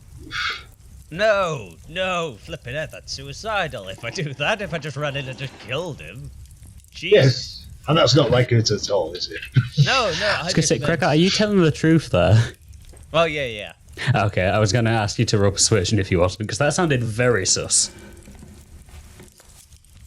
I wish I went with it now, actually. No, I don't mean to kill him at all. Well, this is good. This is good. This is the talk we need. What is the purpose of you going after this gentleman? Well, and I use that term lightly, of going after this fellow. The thing is, I think with Genesis, he's the acolyte. Like you say, he's a grunt. Who uses grunts more? It's always the leaders. Hopefully we can maybe tail him at one point, maybe just during the day, see where he goes, see who he sees. And he may run into Dracula. Or even Rill, the Recon. scientist. Recon. Okay. Well, let us do that. But I think right now, we should just exercise a little bit of caution, just till we figure out what to do about this. Of course, but we do kill him in the end. Of course. Absolutely. Just saying. Uh, The shopkeeper's an exception because of what they did to him. No, indeed. His hands are clean in my eyes. He did help us with all this information as well, so definitely. But yeah, that's my suggestion anyway. Okay, yes, let's just do recon and then we will... I just think we need to be careful rather than going... We will. But, we don't want to be kicked out so hard and not be able to come back. Then we're not going to be any good to anyone, are we? Well, yeah, we don't want the whole town to come against us for something that they don't even know about. Exactly. We will... Caution. We will blend in. Yes, I'm sure we will. I'm going to follow. As you two are agreeing that and you exit the tavern, then let's go to Dix. Okay, so Dix, what are you up to? So I'm heading to the dark area. Right. So I'll head over to the financial district. I'm assuming you're just kind of like cutting through the commercial area rather than going through the residential and just along stuff the like wall that. and up the stairs. As you go up the stairs, roll me a quick dex save, please, as you enter into the financial area. That is 19. So as you're heading up the stairs, you see a large, surprisingly fast turtle, considering it's a turtle, is going quite quickly. He almost knocks into you, but luckily you see him with enough time to just kind of move slightly out of the way. As you do, he kind of walks by you, like tottering quite quickly. Just as he's doing so, you can just hear him with quite a hoarse voice going, "Fish! Fish!" And he continues walking back down towards the commercial area. So he's kind of like walking around the corner. I'll just shout, who are you looking for? He stops for a quick second, and he just he slowly turns. Oh, hello. I don't suppose you have seen my princess Vesh anywhere. She's quite small, looks a bit like a squirrel. I can't say that I have. Oh no. Oh no, oh my. Very well, thank you. If you see her anywhere, please tell her to go back to the Crystal Tower, please. It's kind of concerning. I've not seen her since yesterday. Oh, of course. I'll keep a sharp eye out. Very well, thank you. What was your name again? My name is Dix. It is a pleasure to make your acquaintance, Dix. He says, quite rushed. My name is... Now. Yes, thank you. If you see her, please tell her to report back to Nessie at the Crystal Tower. Ah, Nessie. Nessie. Yes, I've heard of you. Yes, I will keep an eye out, and if I see her, I will bring her myself. But you see his kind of like big turtle face just kind of crack into what you would assume is a grin. Thank you, my friend. It's very disheartening to know that people still help strangers these days. Ah, yes, of course. Everyone, I believe, is here to help each other. Glorious. And at that, he kind of rounds the corner and heads towards where the baneful squid is. And Deeks, I'm assuming you continue walking to the... Statue. So you're now at the statue. Okay, so I'm going to go around the rear of the statue and look for this insert that we did to place the ring inside of. If I'll take a quick look around, see if anybody's watching me first. See if anyone's around. Make a perception for it or something. Yes, roll me a perception roll with disadvantage. I'm afraid, though, considering you are tired. 10. There's a couple of people around. It doesn't look like they're particularly paying attention to you, but as you well know, the entrance to the dark area is well guarded. Guarded by...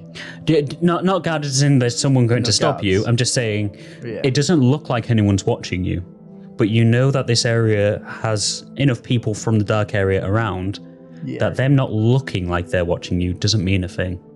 Yeah, okay. I'll try and find this insert to place the ring into. It takes a good 20 or so seconds considering how tired you are, but as you're kind of reaching around, almost like touching this like hacked statue, hacked into a Triton figures, kind of like almost touching their ass, but you find the little insert just above. Kind of push into the ring, you push the ring into it, I'm assuming? Yep. For a second it still feels solid, and then you feel it kind of start passing through the statue. Okay. I'm assuming you're heading down... Yeah. You are met with the stairs again, the dark stairs leading all the way down, and then after a good 2 or 3 minutes you find the big iron wrought door. I'm assuming you're going to push it open? Yeah. Push it open with a loud scraping against the floor, and you are in kind of like the opening circle of the dark area now. It takes a second for your eyes to adjust, but you look down and you see your ring glow ever so slightly, and then the dark shapes in the background slowly come into focus. Okay, I'm going to walk forward. Yep. Until I can see the first row of huts. So as you're walking forward, you see a couple of people pass by. You see the Air Genasi Arja, who you had not really discussed, who had inducted you into the dark area a few days before with his chains around his arm. He just kind of walks by you, doesn't really pay any attention to you as he does so, and the tip of the hat. He just kind of looks down. Ah, and you too, and just continues walking after a little quick bow. As you're walking down this kind of like dark cobbled area, you see it kind of like open up into like this circle. And there are numerous buildings around. You know, having been there previously, that these buildings are kind of like the shops of the dark area. Okay, so I've been in this point before, haven't I? So yeah, you're in the dark area inner at this point. I believe there's 2 huts on either side of me. So where you are at the moment in the inner, kind of like almost a ruined square. It's almost like a reflection of the ruined square above on the top floor, essentially. On your left, there is a building that looks like it's been carved out of stone with a wooden sign that says Balor's Rune. Kind of like to the side of that is one that looks like it's been made out of planks of wood, and is quite a small shop. It's got the word Catalusis etched on the top of it. And on the other side, there's 2 more buildings, but they seem to be the same building almost, with just 2 separate doors that say Weapons by Silvis and Armour by Civilis. And at the very back, there is a log cabin with a sign that says Magus Scientia. And next to that... Sorry, don't jump the life. Don't jump the life out of me. Right when I heard that, he came around the corner. Got to love the ambiences and the timings. In between the log cabin and the double building, the road continues, but it looks like there are 2 guards blocking any further access. But that's kind of like your immediate vicinity. There's a couple of people. You said. Yes, there's Mega Scientia in the log cabin. There's the double building, which is Weapons by Silvis and Armour by Civilis. There is the small wooden shack that is called Catalusis, and there is the stone carved shop called Balor's Rune. Okay. I'm going to head into the word I've just said, Segas. Mega Scientia. Mega Scientia. Swiftly. Okay. As you through the door. Shout hello. As you pop your head around the door, you see that you are looking into a kind of largish shop, strangely large compared to, like it being a log cabin, sorry. There's a warm light that spills onto the floor as you open the door, and you see that there's a roaring fire against the wall, and there's numerous staffs lining the wall, as well as a long counter displaying wands. As you shout hello, you see a figure in the back who's kind of bent over, rearranging these wands, just kind of jump. Oh, hello there. Hello. Hey, what can I do for you? You're awfully early. Yes, I'd like to make quick work of this. I'm Yes, simply of course. looking for a crystal that will allow me to perform magic within Salt Harbor. Could you possibly point me in the right direction of this? Oh, I know what you're looking for. Yes. Starts tapping his head. Kind of pauses, tapping his head, holds his finger up. A customer! Wonderful. What can I do for you? Oh. Oh Okay, no, let's I've try done this. it again, haven't I? You have done it again, yes, but it's quite all right. Let's keep this going. So, crystals. of Do you have course. any affiliation with crystals? Crystals, yes, I have many crystals. I have magic crystals, I have pretty crystals, I have yes, I'm non-pretty just going to crystals. stop you there. So, crystals. I'm looking for a crystal that will allow me to do magic within the Salt Harbor region. Do you have anything for that? Oh, you're looking for a Newman crystal?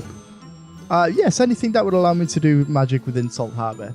He kind of shuffles really quickly towards you, his robe catching under his feet as it does so. It leans very close into you, and you see that.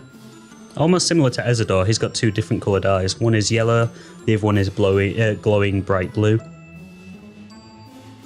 You know, of course, that Neiman crystals are illegal to sell around here, right? Magic items and all that. Yes, but I'm also, you're probably aware that we're in the dark area, so I think... Oh yes, we are around. Oh, Yeah. sometimes he clicks his fingers. Sometimes I forget where I am. Of course, yes. Yes, I also almost thought I was somewhere else then, but... My selection of crystals is over there. He kind of starts pointing and moving his hand super quickly towards Yep. a cabinet with numerous crystals in. Yes, new mind crystal for negating magic or allow me to perform magic within Salt Harbor. Anything for that? Go check the counter. I can't take stock of my own. This is your shop. Hi there. A customer. Yes. Yes. I'm looking for a crystal. Crystal. What kind of crystal? I've got pretty crystals. I've got unpretty crystals, magical yes. crystals. Care to join me over in this cabinet over here? Let's come show Oh, me. the Let's have a crystal look at cabinet, these of ones. course. Yes. And he yes, just come starts this way. shuffling excitedly. He kind of opens the door, the glass door of this cabinet with a... Yes, I've got pretty crystals, non-pretty crystals, magic crystals, non-magical Oh, yes, crystals. I can see. They're pretty, aren't they? Could you just point to me which crystal would allow me to perform magic within Salt Harbor? He just kind of looks at you and leans forward, so his face is millimeters away from you. You know it's illegal to sell Newman crystals, right? Yes, but could you just point it for me, please?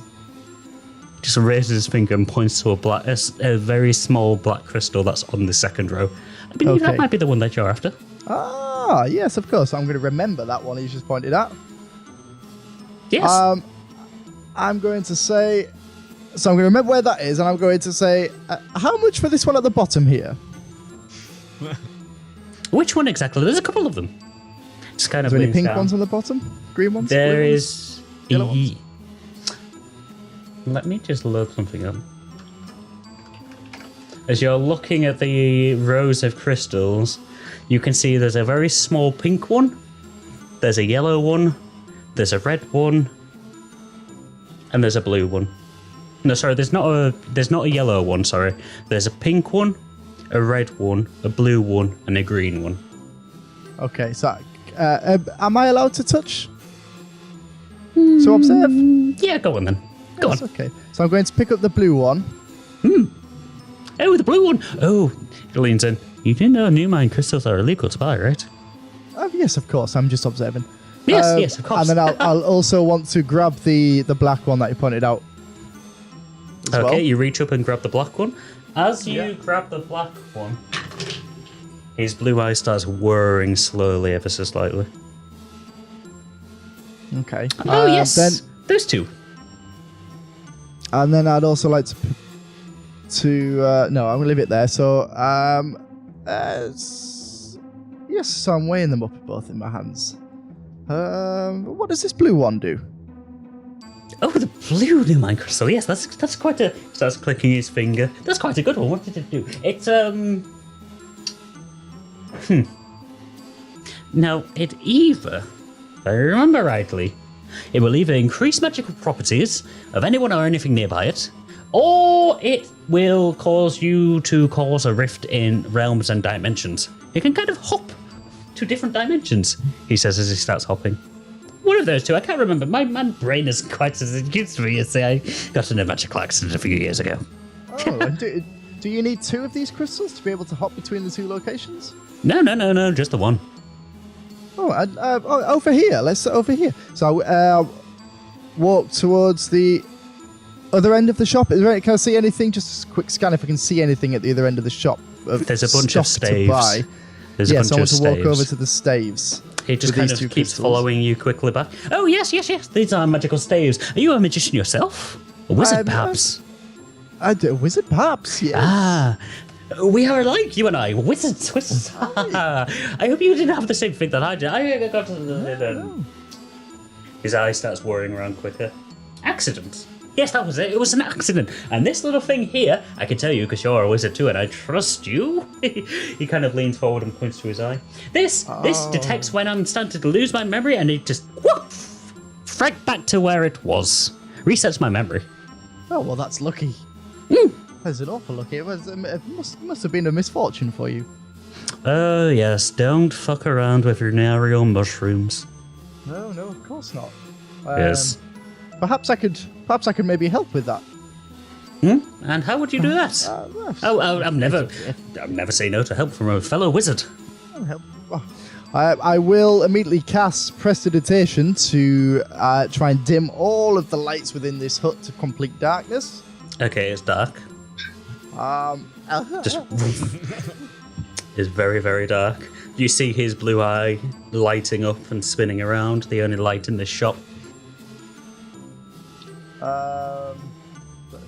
Keep ripping off his merchant. Eye is spinning around. You can hear it whirring. So this blue circle is spinning, the only light in the room. Head. No, I'm not gonna be able to say. Yeah, fuck it. Back on, Prestidigitation, back on. The lights come back on. The eye stops spinning quite as quick. Did the lights go out for a second there? Yes, how do you feel? Did you do something? I feel the same as before. Oh. The eye slows down. Would have worked. The eye slows down and stops glowing as bright as it did. No. I think the lights went out. I'm sorry, friend. You said that you were going to help me. Yes, I thought I tried something. I thought it would have maybe helped. Maybe your maybe what you have is a little bit out of my reach. Oh, you've surely outdone yourself here, haven't you? Yes. Unfortunately, I don't think there is many who could help me. But thank you for trying anyway, friend. I do appreciate the help of a fellow wizard. Oh no, of course I will. I will try and work on this and come back with a reasonable practice for you. Yes, of course. What was it? Crystals, yes! You were the one who wanted crystals! You've got two in your hands. Which one would you like? Would you like them both? Did you know it's illegal to buy new mine crystals in Salt Harbour? Yes, I know. It's very strange. Crazy, isn't it? Considering there's one in the city centre. How much for both of these crystals? Both? Both. Wow. Pneumatic crystals are very I can't even say the word rare right now. That's how Very they are. Very rare. rare. That is how shocked I am at you, sir. Well, for the blue Newman crystal, I don't quite remember what that one does. As I said, it will either boost your magic of you or anyone nearby, or it'll help you jump between the realms. Normally, if it's one or the other, I would charge a certain amount. So let's call it 200 gold. Okay, and this one? The black one, that is always known to negate the effects of any other Newman crystals. So obviously, while you're holding them both, nothing will happen because you're negating it. Same with up top. You can use all your magic. It's great. You don't need it in this area as such, but nonetheless. That one is 600 gold. 600 gold? Yes. A reasonable price, would you not agree, to be able to negate all magic? That, of course, means if someone hits you with a fireball or a memory loss potion, or even if you eat a Renario mushroom like I did, the effects won't happen. Theoretically. What is the best price for both? Let's call it 700. 700 gold. How about 500 and a possible trade? It would have to depend on the trade, of course, my friend. I trust that you would not overvalue your items, because you and I are fellow wizards, and there is an unspoken code between wizards. I have... do you have any need for potions? No, potions are not what I need, I'm afraid. Thank you, though, he says with a big smile. No. Got far too many of them. They're what gave me this in the first place. Fuck.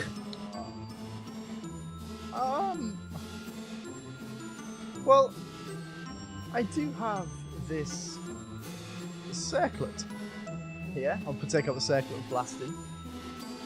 Put it on the countertop. I'm sorry. The second that you said circlet of blasting, I just thought of Danny DeVito and It's Always Sunny. And anyway, so I started blasting. I don't know if you guys have seen that, but my god. Seen it, yeah. Yes. The circlet of blasting. You fuck's sake. You know, I'm not one to edit in screenshots of memes and stuff, but I am gonna have to on that one. Yes, circular of blasting, you say.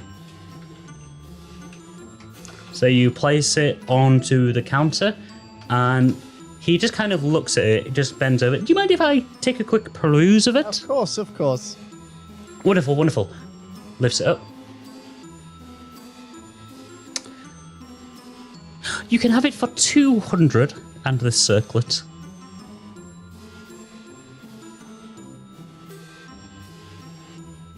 If that would do for you. It's already lower than what you'd offered before. I believe it's worth more. I believe you may have Googled that. No, I haven't. Good. I'm glad you didn't, because just as the magician that I am, and I am looking with my blue eye into all the different realms and realities out there, this isn't priced as it would be in, let's say, the Fey realms, whatever the hell that is. 600 gold. And the circlet? No. No, then no. 700 gold. Oh, the circlet's in 200 gold. It's a valid price. It's not right. Who's the wizard? Oh, I'll we're take both out wizards. the grey bag of tricks. Okay, that is an odd bag, but yes, go on. The eye is starting to spin around rapidly now. And how much? Sorry, go ahead. No, how much for both the crystals if I trade you this? What is it? It looks like it is just a bag. It's not no ordinary bag. Not no ordinary bag. Inside the bag will be a fuzzy object. How many negatives Once you throw the is bag, that? it will transform into a certain creature. There are 8 possible creatures. All that will do your bidding once they emerge. Okay, how much did you say again? I didn't say anything. No, I meant price as well as the bag of tricks. I can't just take the bag for 2 new mind crystals. That's crazy. I believe you said 200. 200 and that was for the second of blasting. I can't help it. Whenever I hear the word blasting, it's Danny DeVito in my head. I apologise profusely. No, that was for that circlet of yours. 250 for the bag. For it with the bag of tricks. Wizard to wizard, we're just haggling now. This is chum's change, is it not? It doesn't seem to work, does it? Well, what is your counter offer if not 250? 200. 245. 210. See, now we're getting into it. We meet in the middle eventually, so 240. That's not the middle. No, we're making our way there. For a gnome, you're not very good at bartering, are you? I'll give you 700 for both crystals. Okay, fine, fair enough. 700 I'll gold for hand the 700 crystals. gold. Just how much gold do you have left? Not 700 anymore. Suspicious DM eyes. I have enough money to pay for it. Fair. I don't have a great deal left. Okay, that's all that matters as long as you have enough. So you now have a blue new mind crystal and a black new mind crystal in your inventory. Ah, wonderful, thank you. Are you sure you don't want to part with that bag of holding? I can give you... Bag of holding? Oh no. not bag of holding. Sorry, do you have a grey bag of holding? I would be very interested in a bag of holding. I wish. No, do you know how rare they are? It'd be stupid to give someone a bag of holding. I've not seen one before. I've read about them in books, but I've never seen one. Dangerous items there. You know, if you overstuff them, eventually they'll split and everything will come gushing out. Or get lost into the nether realms. do you think I could? Do you think I could possibly pick one up from the dark area? Not for myself. Maybe in what's it called? What's it called? It starts hitting the desk. One of the other areas. There's more than just here. This is kind of like the outer shop area. Yes. There's some back. Ironically, considering that this is all leans in clandestine. There's more clandestine areas around here. It just depends on the amount of trust people have around you. Yes, and how would one access the further areas of this? You'd probably talk to Arja, get his trust somehow. For some reason, yeah, it doesn't matter. Thank you for your business, fellow wizard. I will. Thank you, fellow wizard. I will be on my way. Yes, goodbye. Goodbye. As you walk out, as you hear the door starting to shut, you hear, I'm sure there was someone here a second ago. I have gold! Hurrah! As the door shuts. At this, let us go back to Ezador and Gregor. So, Gregor and Ezador, where were you heading to? We are going to go to the barracks and try and suss out where Genesis is. Okay, as you do that and you head out into the commercial area, the door creaks open with a loud and you can just about see, there's quite a few crowds around, even though it's quite early on. There's still enough. I was going to say, can I head to the commercial area first? As I was saying, as you open the door into the commercial area. No. Oh, sorry, not the commercial area. Sorry, financial district. Yes, you can. As you turn left towards the financial district, as you enter into the commercial area. Sorry. Roll both of you. Roll me a dex save, please. You're gonna have to add a conventional area in it next time. Fucking hell.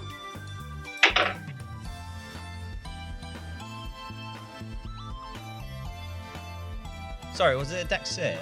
Mm-hmm. 7. 14. As you both exit the door and turn left to head up towards the financial area, you are both met with a large, surprisingly fast-moving turtle who bumps into you.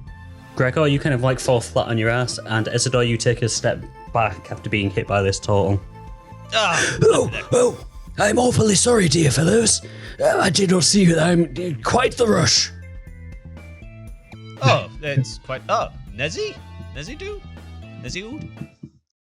Gregor, just the person, well, potentially the person I was looking for. Ah, yes, nice.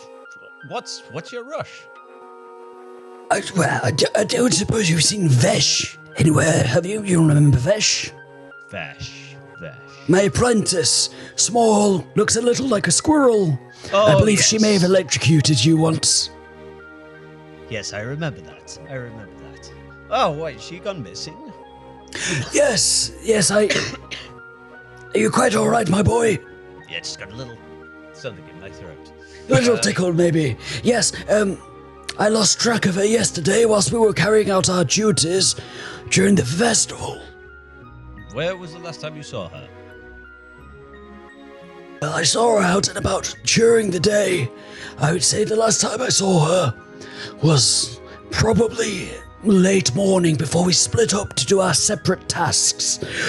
You see, you may or may not have noticed yesterday, but quite a lot of the people around were able to do magic as part of their acts. So what me and Vesh were doing was allowing that magic to take place using our skills as crystal keepers, and also making sure the magic was safe to use. We took different areas, you see. Are you saying that she's gone missing, like as in kidnapped? Or anything like that? I pray that she has not, but I fear that she may have. You see, we were meant to watch the fireworks display from the top of the crystal tower together. As teacher and student, it is quite an amazing sight at the top of that tower. And yet she never appeared. I thought maybe she has found someone or some people similar to her own age that she wished to hang out with instead. However, she never returned overnight, and this morning I have seen never a whiff of her. Very strange. Just give me a sec. Yes, of course. I just turned to Ezador. We might be onto something here. What? Basically, these two are the guards of that big crystal up there. Do you know the tower? Have you seen it? Yes, I've seen it. He says, looking at this towering tower with a bright pink glow emanating. I tell you, between you and Dix, you seem to be thinking, carry on. Good, you see it. That's good. That crystal up there is what stops us from using magic. Yes. Doesn't that sound like something that the cult of Merkel might be interested in? A crystal that would stop magic.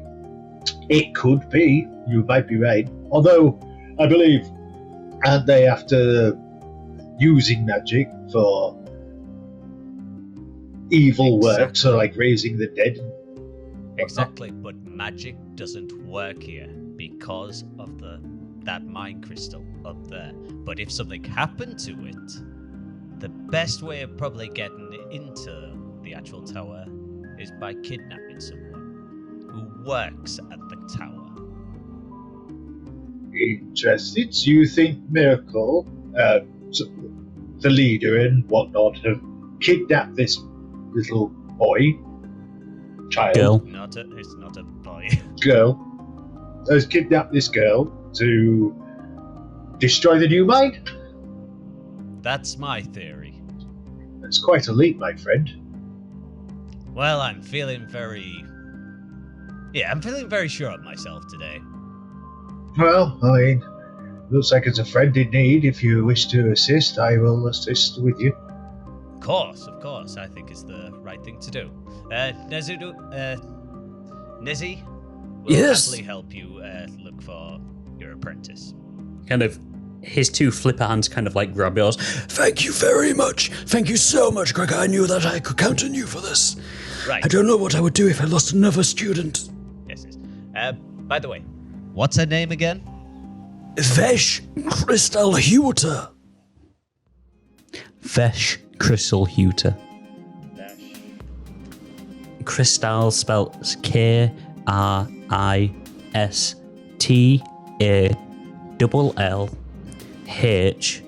U with an umlaut, although you can just put it as a U. Yep. Ter. T-E. And her first name is Vesh. Vesh. Vesh Crystal. Huter.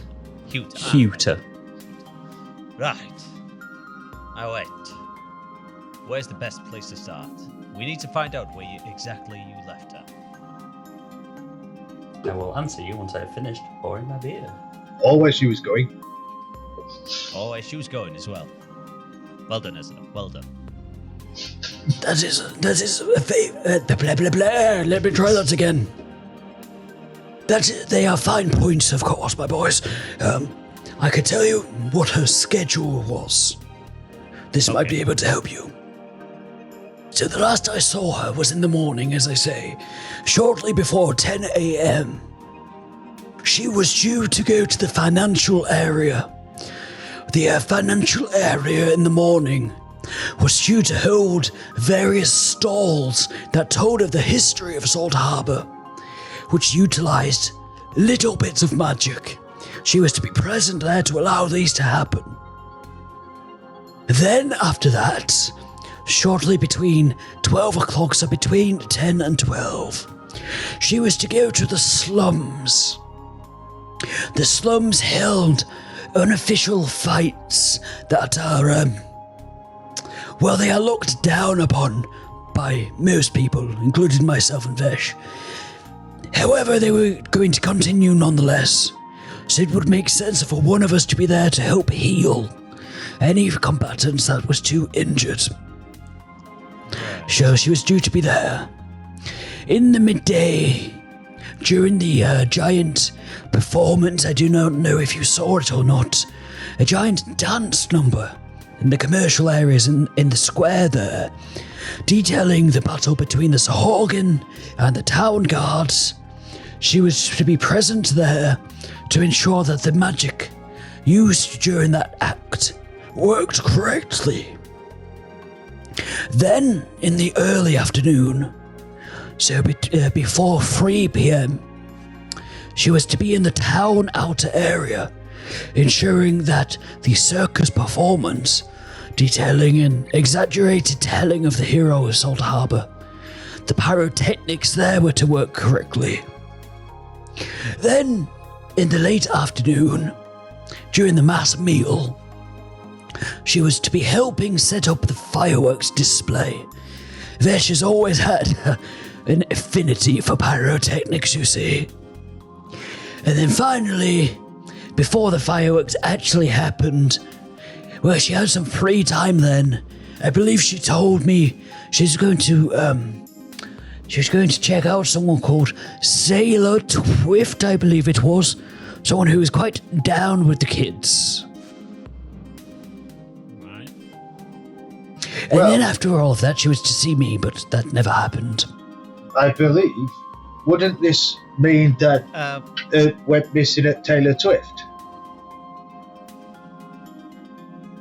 I was going to say, do you know when me and Dix did our dance-off in the festival, do I remember any type of magic that was happening in the background? Okay, so to answer one at a time, Ezador, that doesn't necessarily mean that she went missing during Sailor Twift. That's just one of the times that she had free. Well, no, yeah. Well, I could go into it out of meta when I've come to my conclusion. I'm just saying, she could have technically gone missing during any of those periods. Sailor Twift would make sense as that was free time, but she may have gone missing before then or after then. But are you saying that wherever she went, that would mean that those things worked? So like the pyrotechnics and all that worked? Only if they worked. If they worked. Well, we know that the pyrotechnics worked because we saw them. I cannot start answering this out of meta because this is stuff that you need to investigate. To roll for these. Yeah. You need to do some detective work, guys. Yeah, I want to remember if there was any magic that happened at our ensign. What was it called? During the yes. Roll me.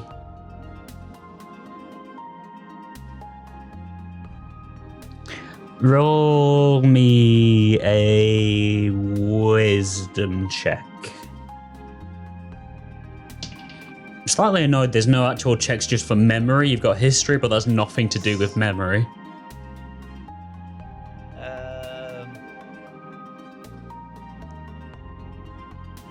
Sorry, what was it again? Wisdom. Wisdom. No, just a wisdom check. Oh, Well, yeah. is that because, like, if you remember it in real life, then you remember it in the story?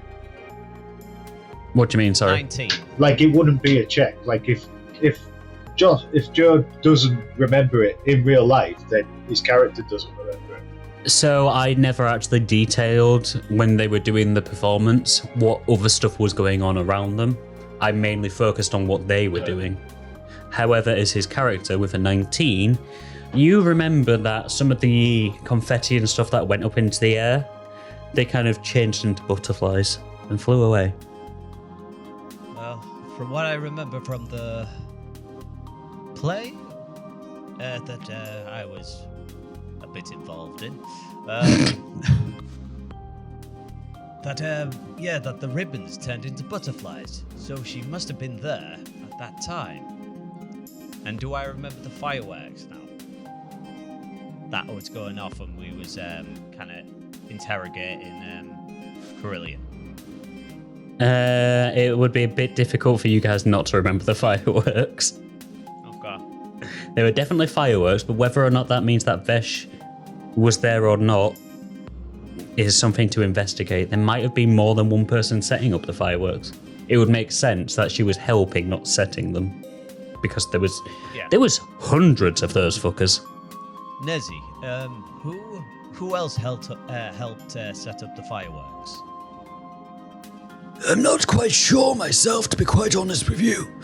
I had nothing to do with the fireworks. They are technology, not magic, not to do with the crystal either.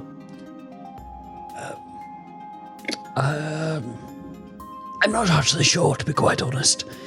I can tell you, though, that she was being escorted by numerous guards throughout the day between various areas. If I had to guess, though, I would say that the pyrotechnics was probably done by one of the lads down at the docks. So if you ask around there, you might be able to find one of them. Right. We're gonna head to the docks. You keep looking around here and see if you can find her. You never know. Maybe ask some people if they have seen her. I've been doing that all day, my boy, but no worries, I shall continue doing that. Fantastic. All right, we're gonna head to the docks.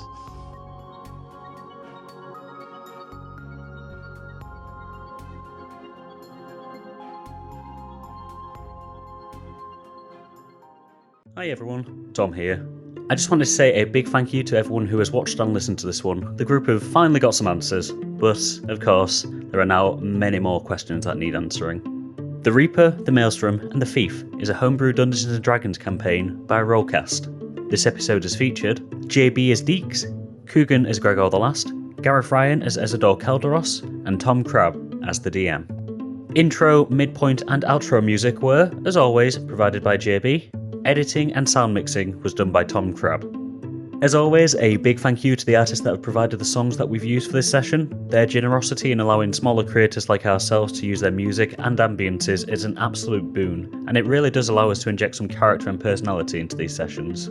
If you like what you've heard in terms of music this session, I highly recommend checking out this episode's description for links to all the tracks used, but of course, special thanks has to go to Adrian von Ziegler, Alexander Nakarada, Avery Alexander, Kevin MacLeod, Michael Ghelfi Studios, Survival Spheres, The Ambience Channel, and The Seventh Midnight.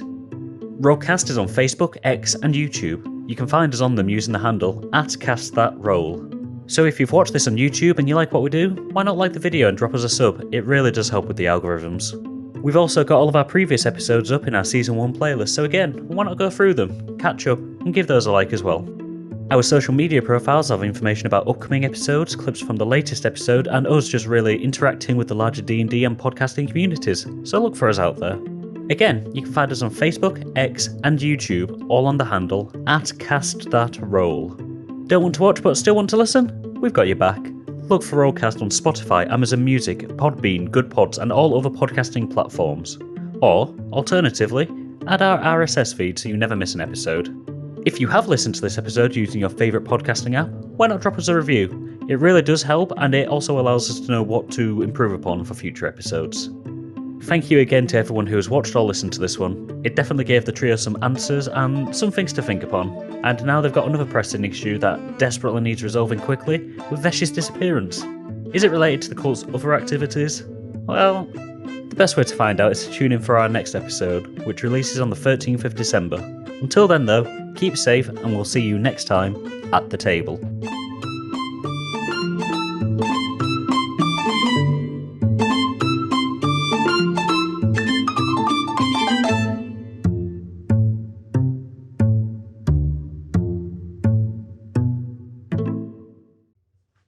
All right. I also need to change soundtrack because this is not very conducive to you being told about a conspiracy and shit like that. Oh yeah, or go for a day around the table. What would work? Plus, we'd be grooving all night if that was played. Just like, oh, they're killing everyone. Oh yeah, gonna murder children. Oh yeah, kill those kids. Kill those kids. Killed your wife. Left her in the gutter.